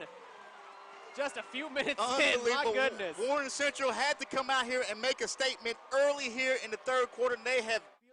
All right, big update. Southport has picked off Roncalli. They are at the 45, and they are making it happen. Let's check in on the action right now. The score is 14-3. Southport with that lead, and it looks like they're trying to build on it right now. To the 38-yard line. So Southport on the mistake by Roncalli in good field position here. Leffler was looking left the entire way, and he was looking for Kyle Lockard on the left side, and Moreland slides in for the interception. Now Lazan, he's taking a chance down the middle of the field. He's wide open, and he's going to stroll in for a touchdown, and that's Carson Moore. 6 more points for the Cardinals. 38 yards on the first play from scrimmage. A perfect call by offensive coordinator Brian Duggar, going deep. And no problem there. Carson Moore in stride, taking it in for the touchdown. Coach Duggar he's kind of taking a page out of the college playbook right there. When you get a turnover and you've got good field position, go ahead and take a shot down the field, and he does, and it results in another touchdown for Southport. Here's Colby Cockrell on for the point after. And Cockrell's point after attempt is up and good. In just a minute and 37 seconds into the third quarter, the Cardinals now out to an 18. All right, we're going to cut away from Southport again. They're leading 21-3, and let's check back in on this tied-up Center Grove and Warren Central game. Again, Center Grove's got possession. MIC Network bringing you that. Let's see who can break this stalemate that is just established. Also, number 2 you see right there in the huddle, that is Taven Jackson. He's a sophomore quarterback getting his first start. He's filling Jackson Moore, the coach's son, was a quarterback last year. Taven Jackson is the younger brother of the 2019 IndyStar Mr. Basketball, Trace Jackson Davis. All right, champion pedigree over there. And getting in there was Juwan Eccles. And again, in the first half, that's a 4 or 5 yard pickup. So the Warren Central defense looks like it is a little bit sharper here. Well, a 3 and out here would definitely shift momentum towards Warren Central. Would be huge. Jackson going out of the shotgun set. 3 receivers out to his left. Weems motion to his left. Jackson drops back, 3-step drop, looks up, has Veit. Great snag there from Trent Veit right at the 30-yard line. First down, Center Grove. I tell you what, he did that with a defender all over him. He pulled that in and able to move the chains for the Center Grove Trojans here. Trent Veit going up and making a grab, and David Jackson plenty of time to let that one fly. There's a lot of poise there in that young man. We're seeing a good, young, bright future talent here in the Mick and Taven Jackson. Once again, standing at 6'5", 185. Phenomenal athlete. As he goes out of shotgun again, Weems to his right. Handoff Weems, he bounces it back out to the right side, and he's brought down by Leal Warren, and a flag coming in late here on the play. Well, I'll tell you what, the official threw the flag, but you see the flag hit Jackson right in the back, so. Again, here comes Leal Warren exiting the field, going immediately to the trainer. Ooh. Very ginger. Want to give you a couple of score updates as well while we watch these highlights. Franklin Central is beating Decatur Central 27-7. A little bit of a surprise there. Decatur Central was in the state title game, 5A state title game last year. They come into this season ranked. They are down 27-7. Again, number 1 in 6A Carmel trails 34-0 to Trinity, the power out of Kentucky. Heritage Christian is up 49-0 over Manual. Tri-West is beating Lafayette Central Catholic 9-7. Lafayette Central Catholic always a power in Class A. And the Kirshner Bowl, the battle of Mike Kirshner versus son. Mount Vernon leads 29-16. Mount Vernon versus Hamilton Heights. Trojans in the first half with their own mistakes that really kept them back, because again, we talked about they should have a lot more. It feels like they should have 21 points right now. So it was those costly fumbles in the first half that's made this a close game. Bouncing outside is Weems, and Warren Central not fooled as Dwayne Eccles again comes up, makes the tackle right at the line of scrimmage, and this run defense looked a lot more solid from Warren Central. Looks like the focus now is the middle of the field as they are shutting it down, but it's still early. Plenty of time for adjustments from both sides. Going to be 2nd and 20 for the men in white as Taven Jackson 5 yards deep in the shotgun. 3 receivers to his left. Again, motions Weems to his left. Looking left side, rambling left side, back over the middle, looking for Evans and overthrows him. I'll tell you what, it looked like he had him there if he'd have got that ball there. A little bit of contact in the secondary there with Willie Eaton, but ball just overthrown, but still a nice strike there from Jackson with the arm strength. I mean, he threw that ball at least 30 yards down the field. He did, but also the offensive line gave him the adequate amount of time to even, see the guy down the field that far. Leal Warren back into the game now for Warren Central after getting a 10-2 on the sideline. It's always good to see these guys get back out on the field. Again, Jackson out of the shotgun, 3rd and 20. 5-step drop, rolling right side, throwing off his back foot, intercepted by Javion Stam. Oh, it's incomplete. Good defense there from Harrison Luck, actually hitting it out of Stanberry's hands. Well, I tell you what, that's what you do. When you can't get it, the other guy can't get it either. So that was actually great defense by the Center Grove offense. Jackson just throwing up a prayer there, looking for Harrison Luck, and Stanberry had 2 paws on it, but couldn't quite bring it down. Like you said, Harrison Luck getting his right arm in there at the last second as Marquise Cross applied the pressure.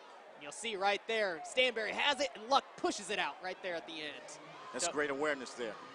Price, the return man for Warren Central, standing at his own 40-yard line. And yes, that is Eli Price, the man with the touchdown for Warren Central. Mitchell Evans standing at his own 5, looking to receive. Punt this one away, only a 2nd punt of the day. And it's a good one as Price fields it at the 45. Price up the gut, and he'll be taken down right at the 44-yard line, but a flag coming in on the far side. May move the Warriors back there. But once again, regardless, this is going to be, again, the shortest field that Warren Central has had to work with to start. It looks like the energy and intensity on the Warren Central side has picked up since halftime. Absolutely, as we'll see. Illegal block in the back on Warren Central, moves them back a couple yards. And Warren Central will start from their own 44-yard line. Fresh off of a Kobe Moore touchdown pass to Eli Price on their last possession. Warren Central gets a stop.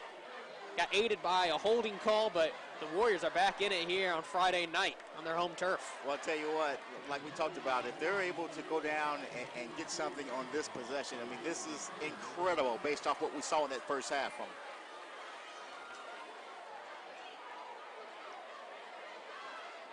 Again, Moore under center, trips up on the play, and they're going to call him dead as he dropped at the 40-yard line. Can't tell if he got his foot stepped on or if he just fell backwards a little bit there, if there was a little bit of a breeze out. That could have been dangerous because he tried to handle it off, and that ball got loose there, and if the officials don't call him down, Center Grove's going the other way with 6. Absolutely. So now going to be 2nd and 13 with 8 minutes to go in the third quarter.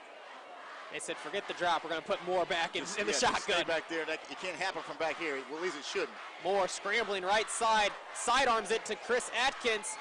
Gets it right at the 45-yard line, and that's where he will be brought down. And that's going to bring up now a 3rd and long for Warren Central, as it looks like Gabe Boyd still down on the play for Center Grove. And to mention, Gabe Boyd with a big hit earlier in the first half, had 45 tackles last year, and he tried to having a lot of trouble getting up here, holding that right leg. Yeah, hate to see him out of the game because, again, he's playing well tonight.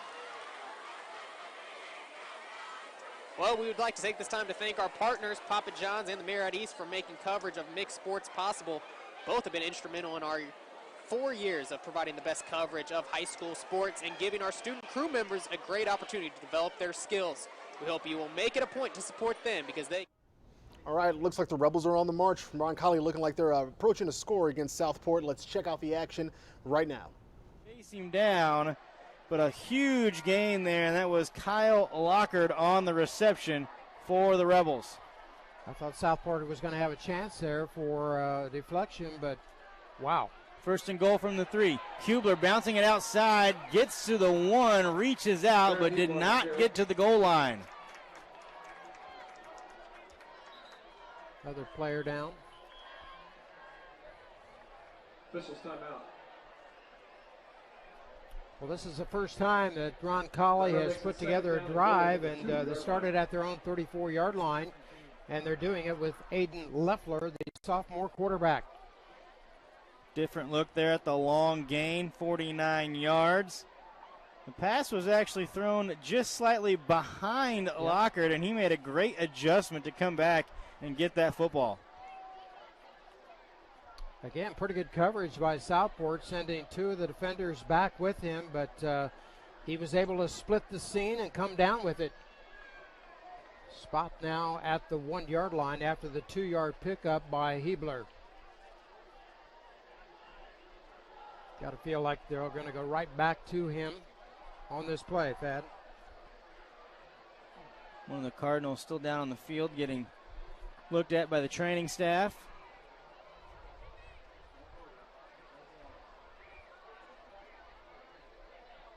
Take as much time as they need.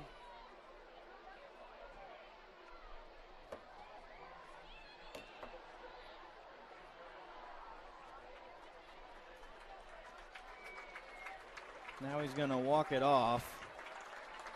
Looks like that's Ben Moreland for the Cards. Yep. All right, let's go back to that super competitive 7-7 Warren Central Center Grove game. Warren Central with possession, crossing midfield, and looking to break that tie that exists. Again, this is a number 2 and number 3 team taking on each other, so no surprising that it's a nail biter right now. Screen. Let's see if someone can Chris finally Atkins edge out the other, on courtesy the bottom of the side MIC to network. the right for Warren Central at the wideout spot.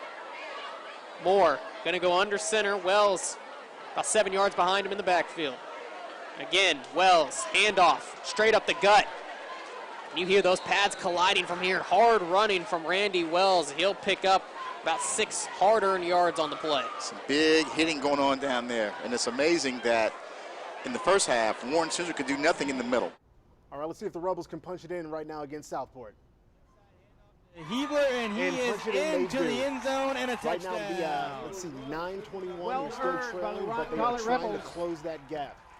As they get into the end zone for the first time tonight and narrow that deficit down to 21-9. Long way to go in this game, and Ron Colley with a big-time score to cut the deficit down right now to 12. They'll try to make it 11 here with the point after.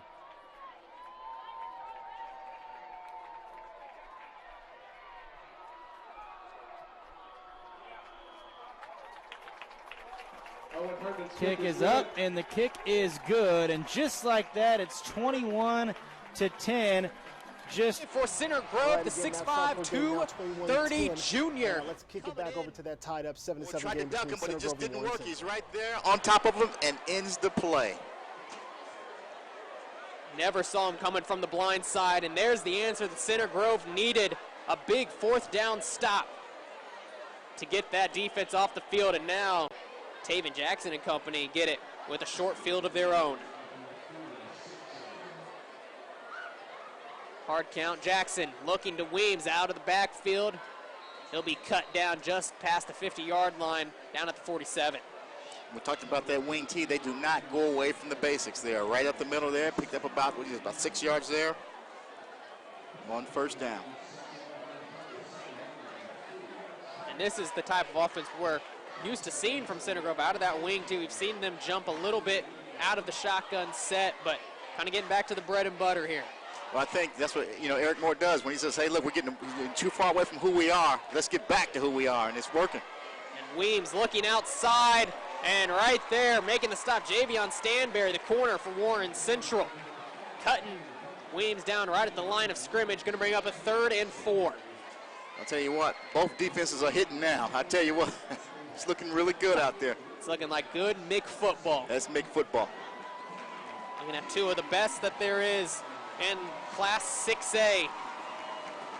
Either of these teams could find their way to Lucas Oil later on come Thanksgiving.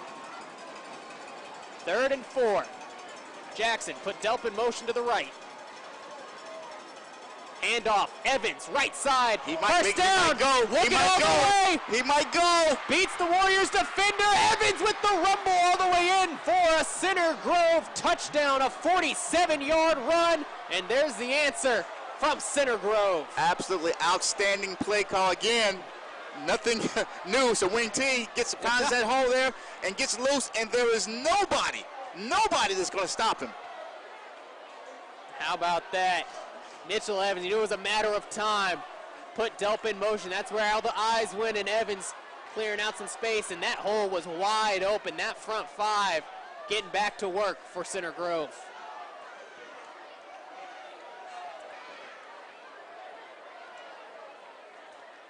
Watson on for the extra point. Good snap, good hold. And Watson pushes that thing right through. So 14-7, Center Grove with an answer of their own, back up a score on the Warren Central Warriors. Yeah, and we talked about, Center Grove and Coach Eric Moore just going back to the basics. He will not get away from that style, that wing T. He's found success with that over the years, and that's just who Center Grove is. Well, the MIG Network would like to welcome back Papa John's as a title partner for the MIG Network Game of the Week with over 30. All right, again, that game finally no longer a tied-up stalemate. It's 14 Center Grove, 7 Warren Central. Big play brought to you, as it happens, by IndyStar Friday Night Live. Now let's have a quick 60-second word from our sponsors, Bath Experts.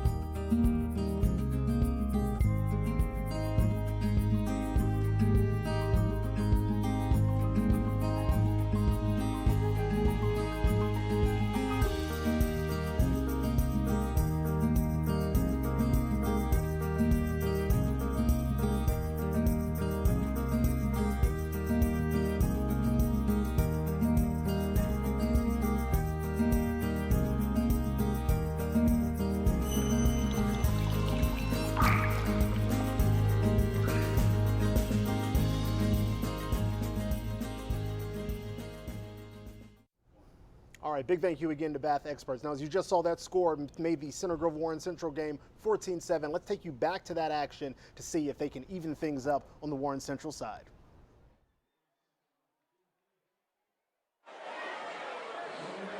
Warren Central need an answer here with 3:44 to go in the third quarter. Both teams have come out and played much better in this third quarter. Much better. Love to be a fly on the wall in the locker room for the Coach West talk. You know, this Warren Central team looks completely different. They do. We saw the talk. We saw, in fact, they warming up for the second half. We saw Moore taking snaps there. I tell you what, Center Grove not looking too bad themselves, picking up right where they left off. Scoring and up a score as Moore going to be in the backfield. Looks like we got something with the officials. Delay of game is going to be against Warren Central. Again, it could be an issue with the new clock rule. Yep. Looks like a new clock rule fooling everyone. It's gotten both teams tonight. Now push Warren Central back 5 yards and put them in the hole to start. 1st and 15.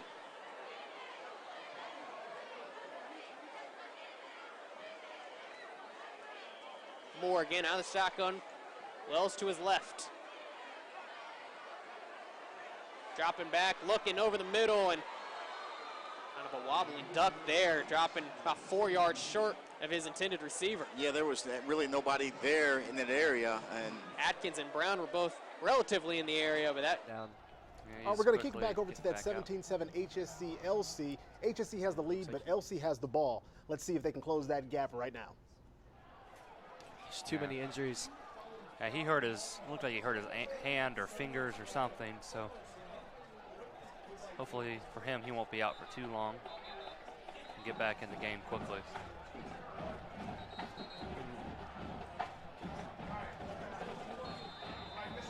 About 8 minutes left here in this third quarter. Royals are up 17-7 on the Lawrence Central Bears. The Lawrence Central is at the 49-yard line, trying to trim down this lead a little bit. Jason takes a snap a little low. He bobbles it. He's got a pressure. And he's down. Number 23, Chris Stein with the tackle. Good sack there by the Royals. It's going to bring up 4th down. We got a timeout, or the refs are blowing their whistles.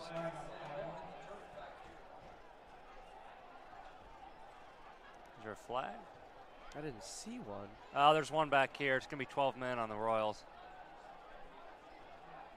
Legal substitution, 12 men on defense. They either substituted too late or they had.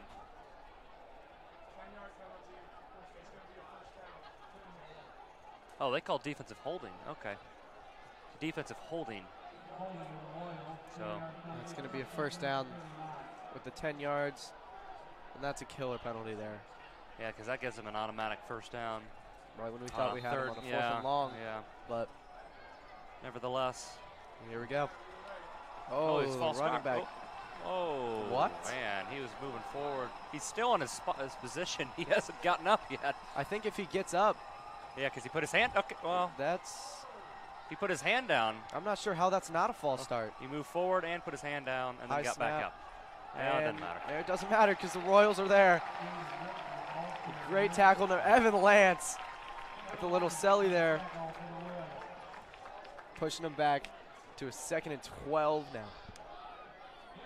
Evan Lance doing his favorite dance to celebrate the tackle for a loss, but that was a bizarre.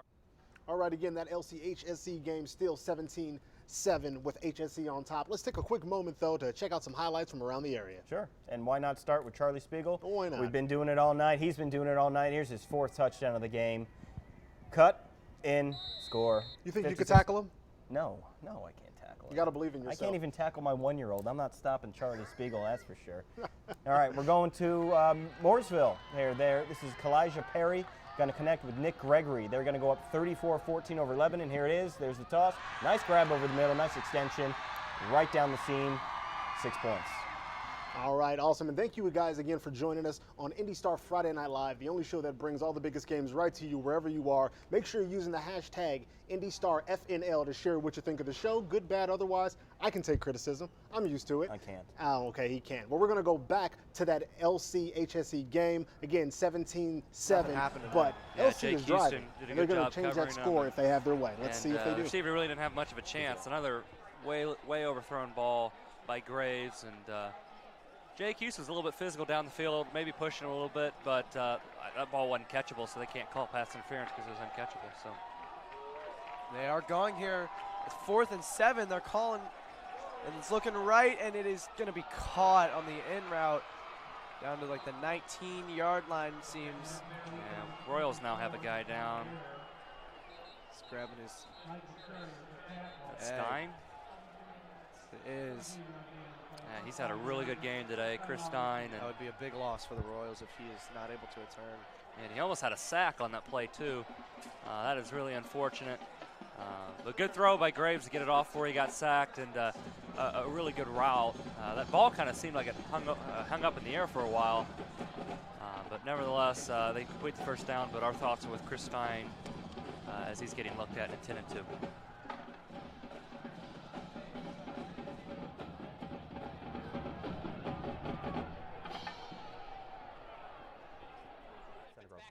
All right, let's go back over to that Center Grove Warren Central game that's been just extremely tough and hard fought.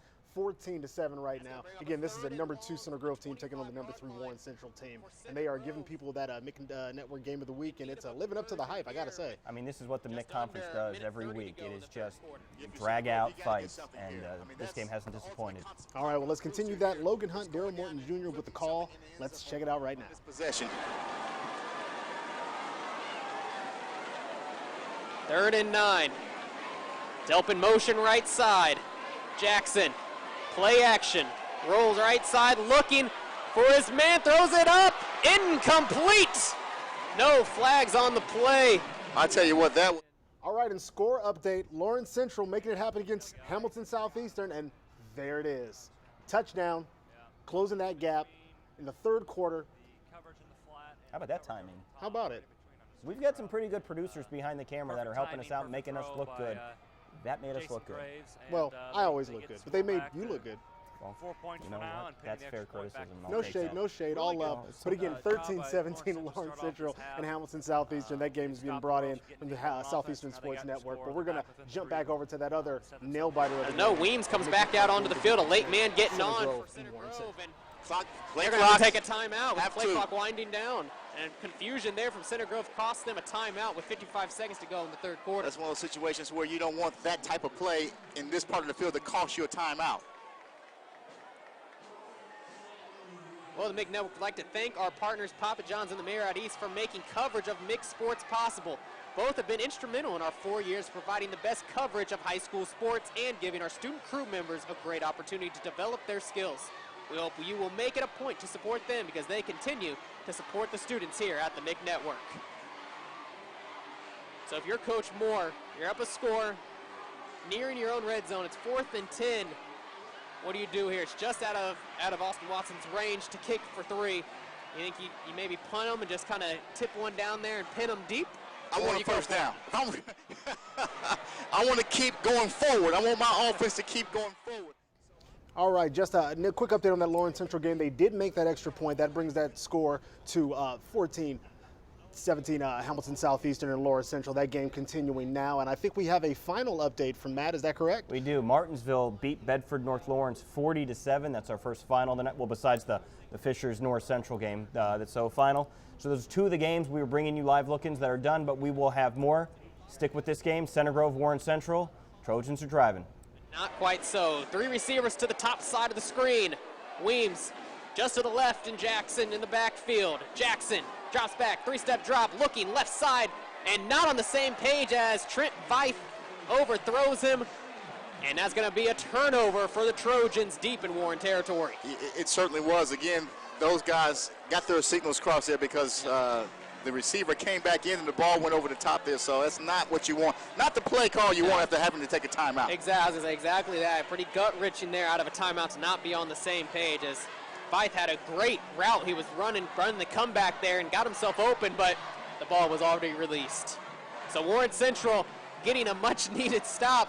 And once again, down 1 score with 51 seconds to go in the 3rd quarter. Kobe Moore trotting back onto the field, looking for some more success. And again, Warren Central, there's really been 1 possession tonight where they've actually had success. Other than that, they've just been fighting. Play action, Moore looking long, throws it up, middle of the field for somebody, as there were 3 receivers that had outrun the secondary, but none of them could come up with the jackpot. Well, I tell you what, that's a play. If I'm Warren Central, I'm going to go to that a little bit. All right, and a quick score update. Looks like Southport is running it up against the Rebels. It's 27-10 after their latest touchdown. Looks like they're going to try and attack on an extra point here. So again, Southport up 27-10 against the Roncalli Rebels. Let's see what happens next. Cockrell's kick up and good. 28-10 now the score. Southport with an 18-point advantage once again. 2:33 to go here in the third quarter. You're watching Friday Night Football on Indiana SRN. All right, jumping back over to Center Grove and Warren Central 14-7. Center Grove with the lead and possession. And let's see how they wrap up this third quarter here. Wasn't fooled at all. Whoop, right there, right hand got him. But still, Center Grove got right in there on Kobe where they were not fooled with the play action. You got 3 guys in the backfield. Yep. So that moves the ball up to the 35-yard line for Warren Central, and a first down, more importantly, for the Warriors to move the chains with 36 seconds to go in the third quarter. Warriors just not going away. 7 men in the box there for Center Grove. Moore looking left side, finds DeMarcus Brown, and tackled right at the knees there at the 40-yard line. That was a nice shot there by Dane Young getting in on it for Center Grove. All right, switching over to Zionsville and Pike. It's 3-0, and Zionsville has just intercepted the ball. They have the lead right now, 3-0. They're going to try and hopefully run up that score here in the third quarter. Let's pick up the action now. Here's Zionsville. Colin Price with room on the right side and has about 5 yards.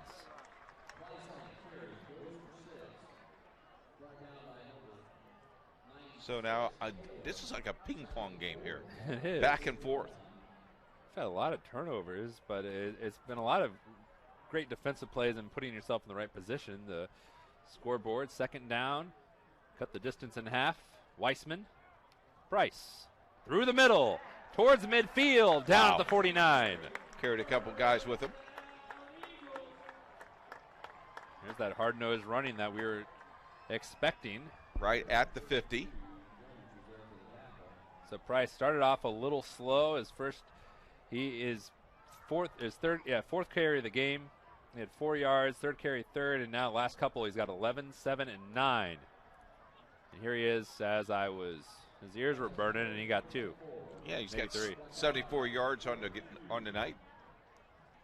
75 yards on the night. Pretty impressive. 18 carries for Price. I like that. And he's had to become the bell cow for the Eagles. Yep. They had another runner last year, Gus Baumgartner, who had an impressive junior year for Zionsville, but transferred to Guerin. All right, let's give you a first-time check-in of the night of our late game. This is the number 5 Avon Orioles taking on the Columbus North Bulldogs right now. Game just kicking off here in the first. And another update on the other MIC Network game of the week we've been following. Center Grove still leading 14-7, over Warren Central. Again, that number 2 and number 3 game is a big one. But let's keep following the action here with Avon and Columbus North, courtesy of the IHSA Champions Network. He's quick with his feet, and he can scramble, and that's what they liked about him. We'll see as this game goes on how good his arm is. And a penalty flag.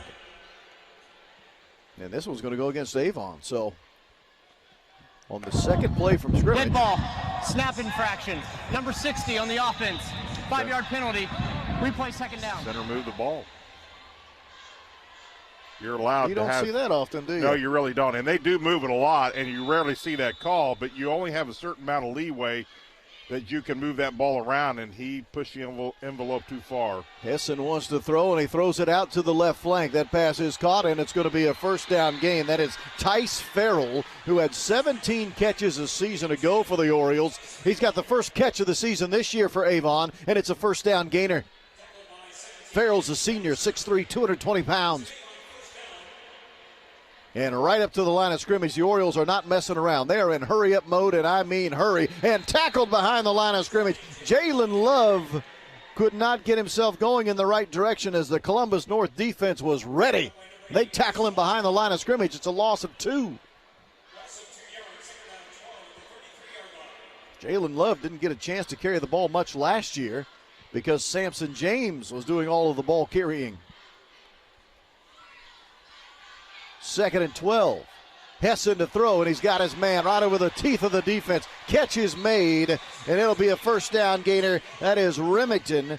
He's a junior wide receiver, I should say, with a first down catch with the ball advanced to the 10-yard line. Well, he answered whether he's got a strong arm or not. That was a strike. Remington, the catch, makes it first and goal. The ball is right on the 10-yard line. I mean right on the 10. So it is first and goal from the 10. And Avon is moving quickly. We're just 2 minutes into this game. They're already at the 10-yard line. Hessen wants to throw. Looks towards Love in the right flank. Now he lets it fly. That ball is caught, and it should be a touchdown. And it is. Jalen Love had flared out of the backfield along the right sideline, and Jalen Love scores the opening touchdown of the season for Avon just 2 minutes and 8 seconds into the game. Wow, Avon made that look pretty simple. Nothing fancy, but I'll tell you what we did see is the quarterback with the ability to really move around the field and find his receivers, and the 2 passes he threw down here in the red zone were just spot on. My goodness, that did not take long. 6-0. The Avon Orioles had the lead. Extra point try is up. It is on the way, and that kick by Nick Bandy, the junior, is good, and it is 7-0. Just like that, within the blink of an eye, Avon leads Columbus North. All right, welcome back to the studio and a quick score update on that Center Grove Warren Central game. It's all tied up. 54-yard touchdown pass, Kobe Moore to Derek Allen to knot that thing up. That's the MIG Network game of the weekend. It is living up to that tag. It has been a good one. So we're going to give you some more good stuff with some highlights from around the area. Matt, you know how to make it happen. I do. I do know how to make it happen, and this is Ben Davis making it happen with a trick play to pull them within 29-17 of Brownsburg. If you can follow the ball, you'll find it. It ends in the end zone. That's a touchdown for the Giants. Now, so I'm going to go with this next one. This is Chittard versus Brebeuf. Chittard is just having their way with Brebeuf. This is Dalen Taylor's 4th touchdown run of the night. Little pitch. Looks like it's bottled up, but he's going to find his way into the end zone. He does a little dance. Touchdown Trojans. And then our last highlight here is going to be Travion Gilmore against Lawrence Central within 17-14 of Hamilton Southeastern. We've been following this game. That's how it happened. Celebrate, young man. Have fun. Look at the whole team's getting in there. That's what you like to see. That's what high school football is all about. Very nice, very nice. And again, all the action coming to you here at IndyStar Friday Night Live, presented by Bath Experts, and with the help of a lot of great network partners who are helping us bring you these games. 7 games in one night. 2 have already finished up. 5 still rolling, and we're going to keep bringing the action. Let's cut back over to that LC Center Grove game. It's been a good one, and let's see what happens. It's Warren Central. Ball at the 43-yard line, 3rd and 4. Now we talked about how motivated the Warren Central defense is. How motivated will the offense be if they get the ball back? Jackson under center. Evans right behind him. Delp with it left side, has some space, works his way through. Laid out there on the 50-yard line, but getting a first down. And again, moving the chains. Big hit there from Willie Eaton coming in. Like you said, moving the chains for Center Grove. Most important thing is how big has Connor Delp been here for the Trojans? He gets in there and just runs hard. Finding the holes and exploiting them. And that offensive line done a fantastic job for the Trojans. Creating some space. Again, Jackson going to go under center. Handoff Delp, right side again. Works his way up for about 4. So first down, 4 yards. I mean, it makes it a whole lot easier for 2nd and 3rd. And you can hear the crowd kind of calming here at Warren Central High School with Center Grove getting back to the bread and butter, though. Everyone waiting for that big play. And it looks like Center Grove right now looks content to run with Delp. They are, but Warren Central hits hard, and they got to, take care of the football because we seem to get loose a few times here tonight. It looks like we got to jump here. Jump there. On the left side of the offense, so that's going to go back 5 yards. Take that going to be on Gary. All right, well, let's get you some score updates. We have some finals. Greensburg beats Shelbyville 52-7. Lawrence North beats Perry Meridian 55-0. Webo, the defending 2A state champs, beats Sheridan 41-6. In the 4th quarter, right now, Franklin is beating Danville 20-0. Mooresville leads Lebanon 41-14. and Heritage Christian leads Manual 56-0. Let's go back to the Center Grove Warren Central game. 9 minutes and counting remaining.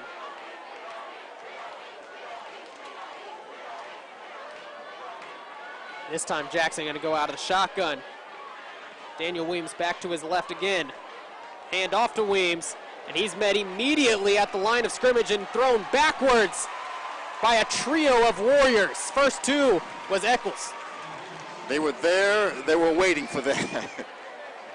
So again, the Warren Central defense standing tall in that possession. 3rd and long. And right there, number 30. Right there. Meets him right there. And just nowhere to go for Weems as the rest of the Warriors come and finish him off. 3rd and long. Again, 3 receivers to Jackson's right. Bottom of the screen. Jackson looking left side. Looks for Weems and hit immediately, as it looks like that was Taz Relford making the play. Big hit there. Look at that. He gets the ball, turns around right there in his chest. That was Eccles again. In his chest, knocks him down. Right there, Daniel Weems. Those two. Gonna need a no contact clause after this game. So now, Center Grove's dropping back to punt this thing away. Just under 8 minutes to go as Evans standing back at his own 35. Price standing at his 10-yard line. Had a late man getting on the field for Center Grove. 4 seconds on the clock here. So they get it off. Evans, this punt another beauty as Price gonna grab it and hit immediately and throw him back there at the 9-yard line. And a great play there by Matt Soderdahl for Center Grove. Well, I tell you what, receiving the ball inside your, at the 10-yard line, do you let that bounce in the end zone, take the chance of that bouncing in? All right, let's actually jump back over to Lucas Oil Stadium for the Avon Columbus. User North kept game it himself, and the ball ball was taken away. It was taken away. A fumble recovery that might be going the other direction. You might want to block that guy right there. Block this guy right there. There you go. Might have been a block in the back, but it's a touchdown anyways. They'll take it. Now this is a very interesting game going on over at Lucas Oil Stadium. This is the Bless Bowl. You have Mark Bless, the coach of Avon, coaching against his brother, Tim Bless, and his son and his nephew are also assistants on the Columbus North staff.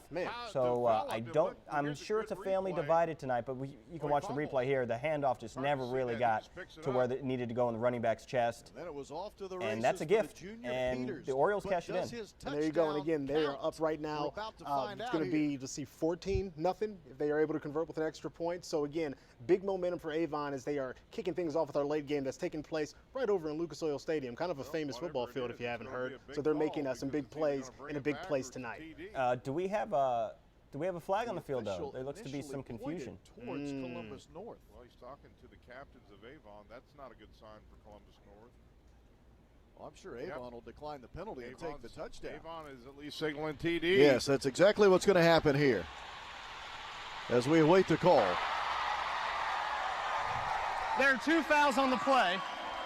We have a personal foul, unnecessary roughness against White. We have a sideline warning against Black. The touchdown is good. The penalty will be enforced on the kickoff. Yeah, the sideline warnings wouldn't nullify a TD. Clayton Peters, a scoop and a score, and it is 13-0. Avon leads, and we haven't even played 6 minutes of the first quarter. You're talking about a turn of events. Columbus North looked like they were marching, and they were, and just a mistake like that, and Avon makes them pay. Nick Bandy with the extra point attempt. It is good, and it's 14-0. Mark Bless leading Tim Bless. Avon leads Columbus North on the IHSAA Champions Network, presented by Indiana Farm Bureau Insurance. You're good at you. You've been you for years, and we're good at your insurance. All right, again, another update, another score in that Avon game over at Lucas Oil Stadium. And it sounds like we've got another nice batch of highlights. Matt, take it away. I will. All righty, this is the Mooresville game. Mooresville against Lebanon. Mooresville now up 41-14. But, we'll wait on those highlights. because they're just that good. Well, and also we're going to continue to stick with you through the night. Now, we were all set up to go until 9 o'clock, but a lot of these games are just so tight and they're picking up so much steam that we decided we'll go to overtime ourselves. We don't stop till the potty stops. That's the beauty of the internet. We can do whatever we want. So make sure you share everything that you're doing tonight using that hashtag IndyStar FNL. Again, trending all night long as you guys have been tuning in with us. And we want to thank our sponsors, Bath Experts, for making this possible, and all of our local network partners who have provided us these games to make sure that we can bring them to you wherever you are. All right, let's go to those highlights now. I promised them I'm going to give them to you. Here's Caden Robin punching it in. Or it's a forced fumble. Next highlight is going to be Kokomo, New Pell. Kyle Nenrip wrote about this. He is a foreign exchange student from Mexico, throws his first touchdown pass in Indiana high school football. That is Andres Benye. You can read more about him at IndyStar.com, a great feature. Kyle drove up to Kokomo to talk about him, how he learned English by watching television and learned how to emulate his idol quarterbacks. It was Tom Brady's one of them, Drew Brees. Also Tom Brady's a good guy. No, you better stop that. You can't Sorry. say that here. And then our last highlight right now in this batch, Roncalli, the short touchdown run against Southport, and they are really putting it out of reach against the Cardinal. Or no, that's actually them getting back in the game a little bit. It's 21-10 there. All right. And we are going to go back to the Warren Central Center Grove game, 14-14, fourth quarter. This is everything we thought it would be. Mick Network Game of the Week. Logan Hunt and Daryl. Oh, Daryl Morton Jr. Daryl Morton Hunt Jr. I knew it was Daryl Morton Jr. They were in with 6 minutes left here in the game, so now they can do a little bit more in terms of their offense. 1st and 10 is more play action. Again, over the top has Brown, and Brown down to the 40-yard line. What can Brown do for you? Gets a first down. Warren Central into Trojan territory. And we talked about Center Grove exploiting the middle tonight.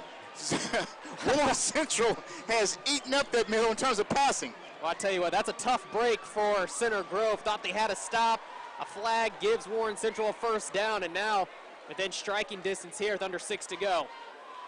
Again, Moore out of the shotgun, high snap, keeps it himself, pushing his way through, dives forward for a few more as the Warren Central coach is asking for a late flag, but they aren't going to get that one. Well, I tell you what, I'd love to see Moore get out of the pocket more, use him a little bit, moving left, moving right, move the pocket a little bit, but again, he's actually making it happen with his arm now. I would love to see what he can do with his legs.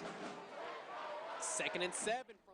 And just want to bring you a quick update on that Hamilton Southeastern Lawrence Central game. Right now, Hamilton Southeastern does have possession. Score is 17-14, and they are continuing to move things on. So just want to have you guys check all that out and everything else at IndyStar Friday Night Live. Let's get back to this action in Center Grove and Warren Central, all tied up 14-14 with our Mick Network Game of the Week. That is awareness right there as Warren Central picks up a few on the play. Definitely, but what about Moore? He's kind of getting comfortable back there. He's making plays there because actually, typically he was going down, I thought. You saw a couple Trojans in his face. Curry right there flips when Wells just turns around and makes the grab. 1 foot in bounds. Just happened to see how the play was going, and that brings up 3rd and 2 for Warren Central. Moore again out of the shotgun. Looking at a hard count, not there. Trying to draw him offside, it didn't work. 10 seconds on the play clock. Warren Central gets the play. Under 5. Moore gets it off. Looking, left side, goes up for Allen. Incomplete, and here comes a late flag. Another late flag. Well, I tell you what. Give Warren Central another first down. If you're Center Grove, you're not happy. That was a tight hole he tried to throw that ball in, and I'm not sure. I'd like to see the replay on that. That's a tough call. That's a tough call there. You see, looks like Sourdough got his head turned around there, but the official seen otherwise. He did everything right, in my opinion, I thought. Absolutely, and that's a tough break again for the Trojans. Another penalty marker throwing down late. It's going to be a personal foul there on. That's a tough call. On Center Grove, so under 5 to go. Warren Central moving the sticks thanks to a yellow flag. And I guess they'll take it how they can get it right now. Ball going to be marked on the 17-yard line, and now you have to start thinking about Coach Moore with 2 timeouts. Joe Jackson on the sideline, the kicker for Warren Central. Absolutely. The Warren faithful getting to their feet, trying to mount a monumental comeback as Moore under center. This time hands off to Wells. Wells breaks it to the left side, makes another man miss. Getting stood up, ball nearly coming out, but Wells getting 2 paws on it. He'll go down just shy of the 10-yard line. Again, another tough, hard run there.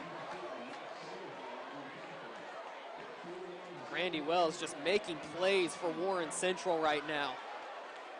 But we can see the confidence in the Warren Central side of the ball. The offense is picking up right here. They're gaining confidence with every possession. 2nd and 6. Moore out of the shotgun. As the Warriors have extended this drive. Moore looking left side, throws it to Wells, and he steps out of bounds. They're going to say he made the grab. It is a completion just at the 8-yard line. It's going to be close to a first down mark. We'll see where exactly it's spotted at. As soon as he turned, he went It's going to be 3rd and 1. 3rd and 1 for Warren Central, 4:09 on the clock. Warriors in the red zone here. Center Grove in desperate need of a big stop here. They got them back on their heels right now. Center Grove looking for a big 3rd down stop. You got to think this ball is going to go to Randy Wells. 10 seconds on the play clock. Will he use his legs here? I mean, will he just sneak it? And it looks like Coach West might be taking a timeout here, and does. Gets one in just before the play clock strikes 0. With 4:09 on the clock, we're tied at 14. Warren Central knocking on the door. Well, I tell you what, the Warren Central has found something, with Moore going over the top. I mean, he's getting the time from his guys up front to give him time to throw it down there, and he's making the plays. So you see David Bell down there in the Warren Central huddle over at Purdue now. Great freshman for the Boilermakers and a Warren Central All-State selection last year. I mean, it was a phenomenal athlete, part of that undefeated team for Warren Central, giving his insight. And Warren Central right now, if you would have told me they'd have this game tied up. All right, let's jump over to Hamilton Southeastern, Lawrence Central. Right now, Hamilton Southeastern in the red zone with the lead and looking to extend it. Let's pick up the action right now. Throw it to the band. That's your boy. Those are my people. The ref didn't call it. Number 19, Jordan Shipp with the good coverage there, but and here comes DeAndre back into the game, and that is great to see. Yeah, on that last play, Hobson did have Dylan Connor on a slant route. He had him open, just threw it a little bit high, and the timing was a little bit off. But anyway, good to see DeAndre back in the game and brings up 3rd and short. Hobson's attempt to draw him off sides, unsuccessful. Waiting for the snap now. Looks like Tylen next to him. Oh, bad snap, and Hobson does a smart play there and just falls. All right, jumping right back to Center Grove, Warren Central. And these two games are really tight, both in the red zone. So we're going to be hopping back and forth using our live look-in so you don't miss a single moment here on IndyStar Friday Night Live. Wells left side, strong side, and he falls forward right to the 6-yard line. First down, Warren Central. And that clock will start once the official gives the word. And we talked about how Center Grove was using the clock in the first half by moving the ball and running it. That's what Warren Central is doing right now. If they take the time and score here, there's going to leave very little time on the clock for Center Grove and the way they try to move the ball down the field. Absolutely, as official starts winding this clock down now, under 4 minutes. Moore in the shotgun. 1st and goal for Warren Central from the 6. Here's where Coach Moore is going to have to start thinking about using those timeouts as Moore gets it left side, throwing, incomplete there. Had Allen open, just underthrew it, put it at his feet. Short. Excuse me, looks like that is DeMarcus Brown right there.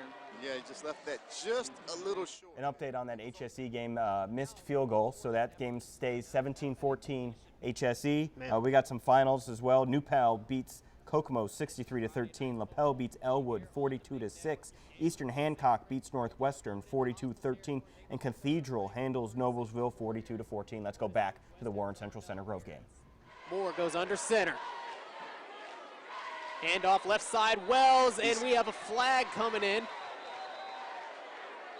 And this looks like a procedural penalty against Warren Central. Or else Wells would have walked in for 6. He would have walked in there with no problem had it not been for that. But again, as we've seen often tonight, penalties have taken teams out of situations where they could have done something positive. Well, here's the call. It is going to be a false start on Warren Central. Coming from the far side judge. That's going to push them back to the 11-yard line. second down from the 11.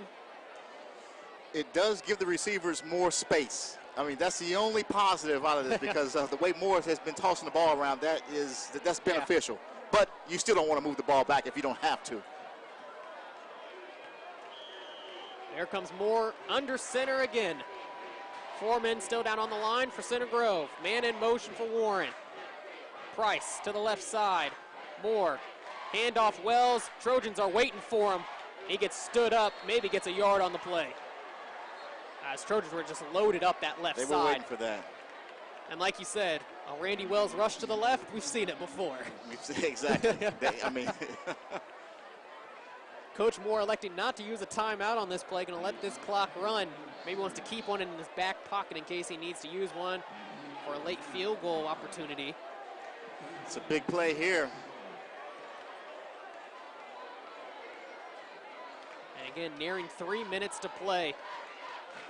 Kobe Moore took over this quarterback position about a month ago as Warren Central, again, going to use a timeout here late. Run that clock down to 2:56. 3rd and goal from the 10-yard line as Warren Central will use their second timeout of the half. And this play here from Warren Central, I'm going to the end zone. The play is going to happen in the end zone, then I'm going to bring out my field goal kicker. So I'm going to try to score a touchdown, or I'm going to walk out of here with 3, one or the other. Absolutely, and if you're looking for the end zone there, you might think about, wheeling Wells out or kind of clearing out Move the that pocket, backfield. get him out of there, because really we haven't seen that. He drops back. We haven't seen him get out of there, go left, roll left or roll right.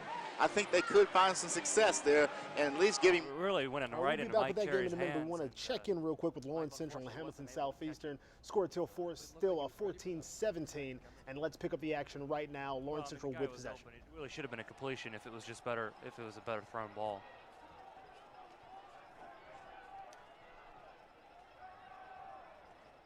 Jason Graves takes the snap, drops back, looks right, and pressure. And he just has to throw it away before Evan Lance gets to him, and there he is. Doing his favorite dance again. Great pressure there, forces the throw. And just like that, we got a little bit of a score update for you in the Warren Central Center Grove game. Or at least a potential scoring update as they are in the red zone looking to punch it in. Let's see if they can convert. I think you're a fortune teller. Something tells me this is getting in there. You are so prescient. I know and I know. And that's going to take it to 2014 in a nail-biter of a game. And this happened at a crucial moment. Again, only a little over 2 minutes left in this game, so anyone who can get a leg up on the competition is looking in pretty good position.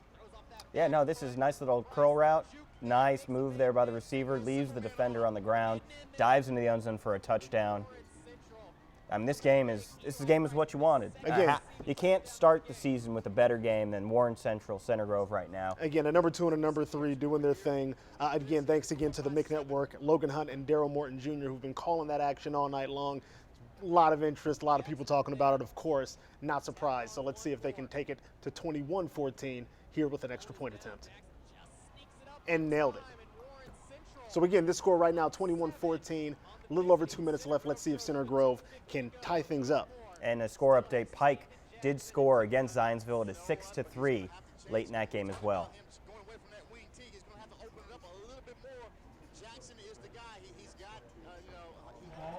About a gain of 2 or 3 there. Hamilton Southeastern, we've been watching this, Got a seeing lot if of- someone's got a going lot of room, to make a just score not- here in the fourth quarter to, more laterally. again, go in with some momentum as this game nears a close. We're going to pick up the action right now Did a good thanks job to of the reading his Southeastern blockers, Sports though, Network to allow him students. to even get those 3 yards.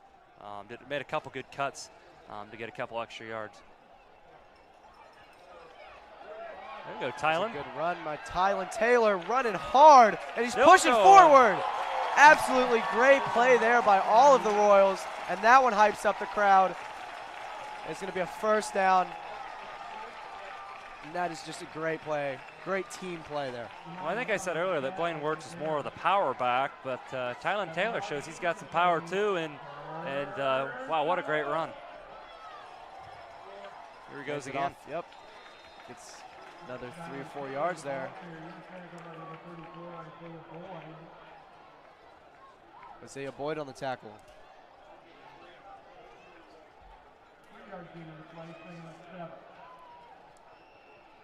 Hobson looking over to the sidelines, seeing what Coach Whites has for him.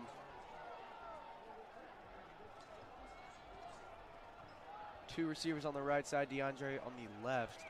Tylen in the backfield, moves him up next to him, and puts Ben in motion. Takes the snap and hands it off to him. And there's looking like a big room. There's.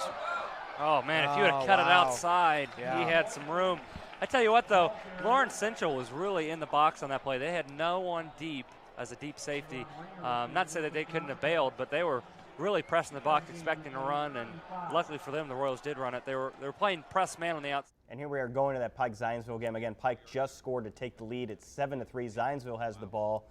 They're deep in their own territory, but let's see if they can drive and get back into the end zone. Keep running it. Well, they like to take shots on second down, but here they go. Weissman. There's Weitzel. First down for Zionsville across the 35.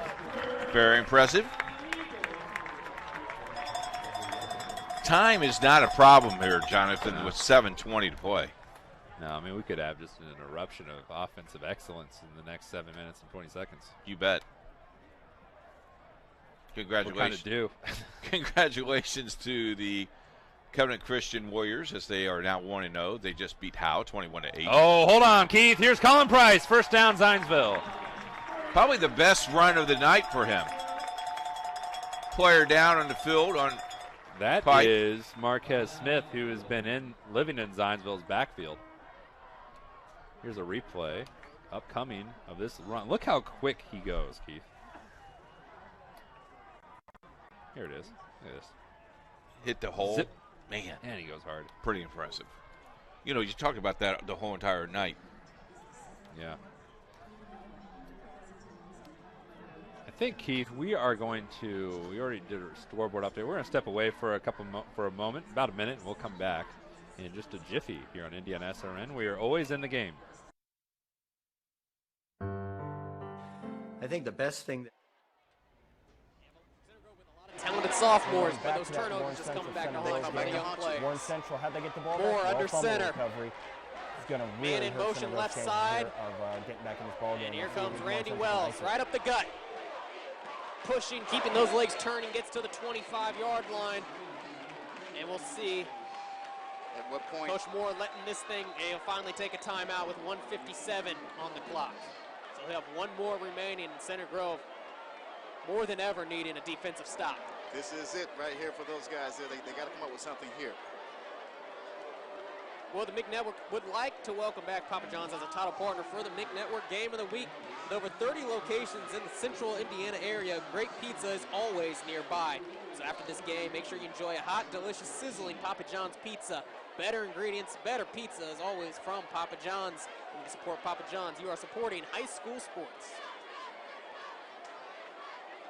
I'll tell you what, DMJ, the Mick never disappoints. Never disappoints. I tell you what, I wasn't sure what to expect after I watched after the first quarter tonight, and then going into halftime, I'm seeing Warren Central on the ropes.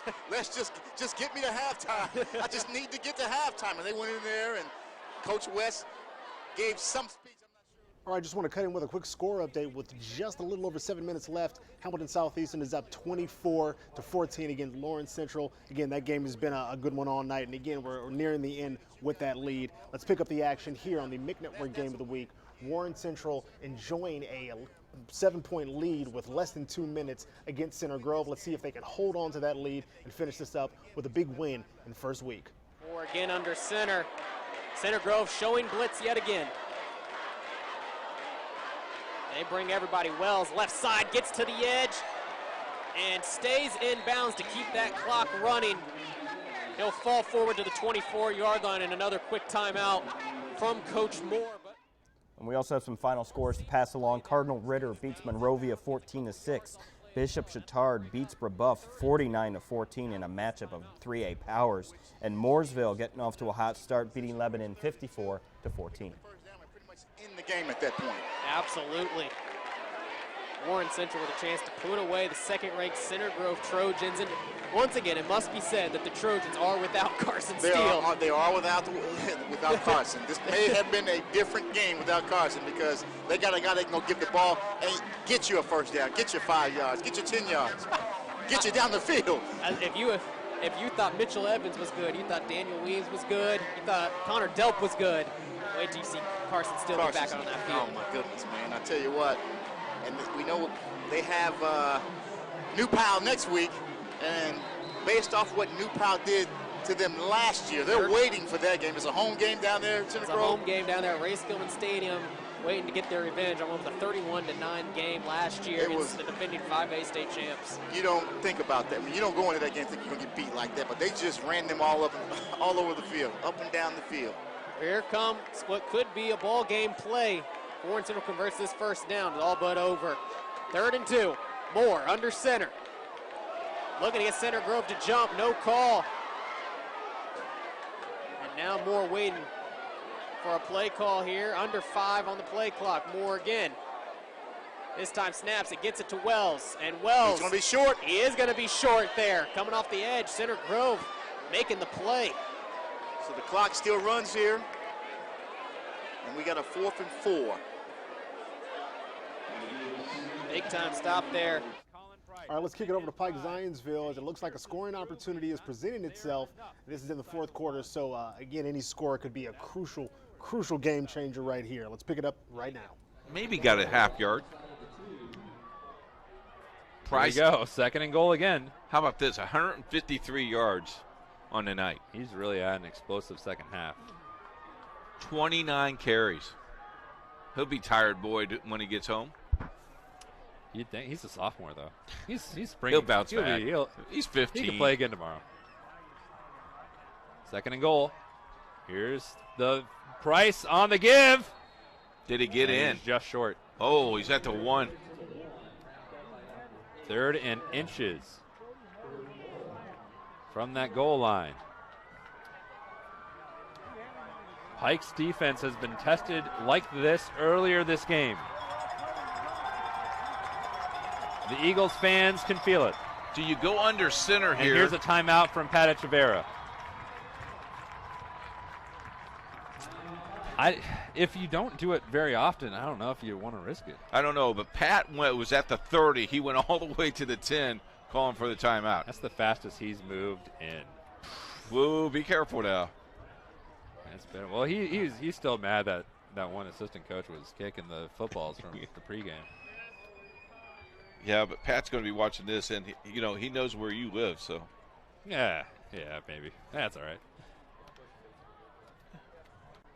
Hey, everybody, if you like us and you want to support Indiana High School Athletics on Indiana SRN, do this. Never miss a game. Like us on Facebook. It's one of the many ways we try to interact with our fans and support high school student athletes all across the state, especially in central Indiana.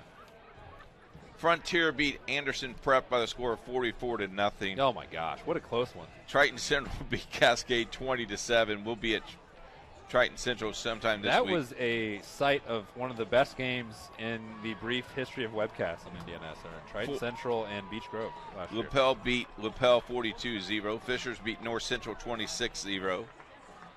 Greensburg beat Shelbyville 52-7. All right. New Pal squeaked by Kokomo 63-13. That is a man's game right there. And here's a man's drive. 3rd down, and we will say 1. It's ever so close. It's less than 3 feet to the goal line. Zionsville down 4. Late in the 4th, Price, and it's a fake. Wiseman can walk in. Wow. Bootleg. I think he faked everybody out, even us a little bit. Not Riley. What an excellent play. Everyone was expecting to go into Price, and Wiseman keeps it, scampers around, and Zionsville's regained the lead 9-7 with the exit. All right, big moment here. Center Grove with possession in the final moments of their game against Warren Central. Warren Central has the lead, but who knows? Could we see a last-minute play to tie things up and maybe send this into overtime? Key turnover on downs there. The Center Grove defense stepped up on 4th and 4, forcing an incomplete pass. That's why they've got the ball back. That's why they're at midfield. Let's see what we got here. Again, and that was a great Zionsville score there at the end. There's 3 minutes left in that game, so that game also coming down to the wire. We'll finish those 2 games off for you, and then we've got to run. I've got a kid to go pick up from, no, he's sleeping. And I've got some PlayStation to play, so, let's keep it going. Has his man Weems in the open field, Delp, as he's brought down right at the 32-yard line, and another first down. 32 seconds left in the game here, so Here comes Center Grove. Here comes Center Grove. 32 seconds. Jackson again, only a sophomore back here commanding this offense for the Trojans. Jackson looks left side, under pressure, has to rumble, throws it out, finds Evans, another completion, but he stayed in bounds. Stayed in bounds, so the clock is going to run. And there's a late flag coming in. There's a late flag coming in the backfield. Might be a late hit perhaps. Could be a late hit on Jackson with 12 seconds on the clock as the officials all lining up here. It's going to be an interesting call. This could be some free yards for Center Grove. Looks like they're walking the other way, though. Let's see what the official This ruling is. is. Interesting here. Let's see what we got here. Once again, there's 12 seconds to go in this ball game, as what shows on the scoreboard. Are they picking it up? They're going to pick it up, maybe? Let's see what the official ruling is. Right now, the ball is spotted on the 28-yard line. They're going to move it. Looking at second down. Nothing. They just picked it up. Well, here it goes. Here we go. They're moving it. 2, 3, 4. How many? Yet to be given a call here. Man, that's a walk there, buddy. Let's see what the call is here from the official. What we got? A late hit. That's got to be a late hit. That's got to be. Looks like after the play was over. So it's a dead ball foul. Clock now says 16 seconds. They added 4 seconds. So there's 16 seconds. Ball on the 9-yard line after the personal foul on Warren Central. Late hit on Taven Jackson. So it's going to be first down. Ball on, the 14-yard line. As Jackson gets it. Under pressure. Steps up. He's going. Running to the end zone. Trying to get out. Chopped down. Out of bounds. 8 seconds. Can they line up? Do they have time? 5. They're not going to be able to line up. They're not going to make it. 3. Not going to make it. 2. 1. That's ball game. And that is over. They did not get it. They did not get it off. Warren Central does the improbable.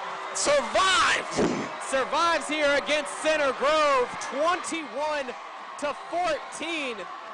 And again, it was the defense coming up big for the. Wow, what a thrilling finish to the end of that game. That is a big one, 21-14. We had a chance at a thrilling finish in this one, but look at Pike throws an interception here to Zionsville, so Zionsville will have a chance deep in their own territory, deep in Pike's territory to ice this game away. I like so about just a thrilling He didn't finish fall down. He just kept on the debut night of IndyStar FNL. Again, I hope you're using that hashtag IndyStar FNL to share all of your thoughts. And again, that Big Network game of the week was just absolutely incredible. Both teams playing super hard. Again, 14-21 is the final score there. We'll see what happens here to see what the final score might be in Pike Zionsville. And this is it for us, folks. This we were supposed to be off at 9. It is 9:38. But you know what? We aim to please, and we hope you're having a good time with us. So we will see what Zionsville does here, and then we're going to wrap it up. Let's go. Pumps off one and is driven down. But you need to stay in bounds if you're Zionsville. You want Pike to use all their timeouts. So at 3:17, their 40-second play clock is in effect here. So you could do this to about 2:40. Pike's going to save those timeouts for now, trying to get a stop. And the defense has been doing just that for the majority of this game. How crucial, Keith, is to hold Zionsville for a field goal here? Yeah, it's real important here because you can still win this game 14-13. Zionsville by 3. Clock wiggling away. 4 seconds left on it. Colin Price up the gut. He's going to get to about the 11. First down. The line to get to the first down is on the 8. And it'll be 3rd and short upcoming for Zionsville. And Coach Echeverria and the Pike Red Devils hang on to that second timeout for now. And now you can run this clock down to about 2 minutes. This is great time management for Zionsville. Yeah, Scott Turnquist learned a couple things or two when he was the offensive coordinator. Yeah, I think so. First opportunity to be a head coach. How about that? It was a school when he moved to Indiana with his wife. He got an assistant coach here with his now defensive coordinator. Larry McWhorter was the head coach. He was mentored under him. Colin Price is a first down for Zionsville, and those timeouts are going to have to be coming from Pike soon. The Clock will freeze momentarily, but Scott Turnquist coaches at Zionsville for 5 years, leaves, goes to Carmel, offensive coordinator for the Greyhounds, several good runs for the team while he was there, and then is able to come back and replace Pat Echeverria and then bring back his old mentor. You know, how classy is that? Bring back somebody that helped you along the way. Larry McWhorter. You know, we talked to Larry before the game, and he's very pleased. It was kind of fun to see him smile and saying, not much pressure here. First and goal for Zionsville. Price bumps it outside, accelerates towards the pylon. Touchdown, Zionsville. And the Eagles lead 16-7 with $1:13 to go. 173 yards on 34 carries. And here's the replay. Just took the ball. All right, now you can see that score makes things 16-7. Zionsville punching it in here against the Pike Red Devils. And again, that game is going to continue on, and so is our coverage. I mean, we've got to wrap up. We've got things to do. But IndyStar.com, we're not going to stop bringing you all the scores, the highlights, everything you need to keep up with all the big games happening throughout the area right now. But we'll be here every Friday night. Every Friday night. Spend it with us. So again, big thank you to our sponsors, Bath Experts, for making this possible and supporting the first and all of the episodes of IndyStar Friday Night Live. Also, a big thank you to all of our area network partners who have allowed us to bring these games to you wherever you are. So again, big thank you to the ISHAA Champions Network, the MIC Network, the Southeastern Sports Network, MHS Rewind, and Indiana SRN. Had a heck of a night, had a lot of fun. Even though I'm here with Matt, I still had a good time. So that's all positive. No, but seriously, and if you have any thoughts, feedback, things we can fix, we may or may not alter them, but share them using the hashtag IndyStarFNL. Let's see if we can keep trending even when we're off the air.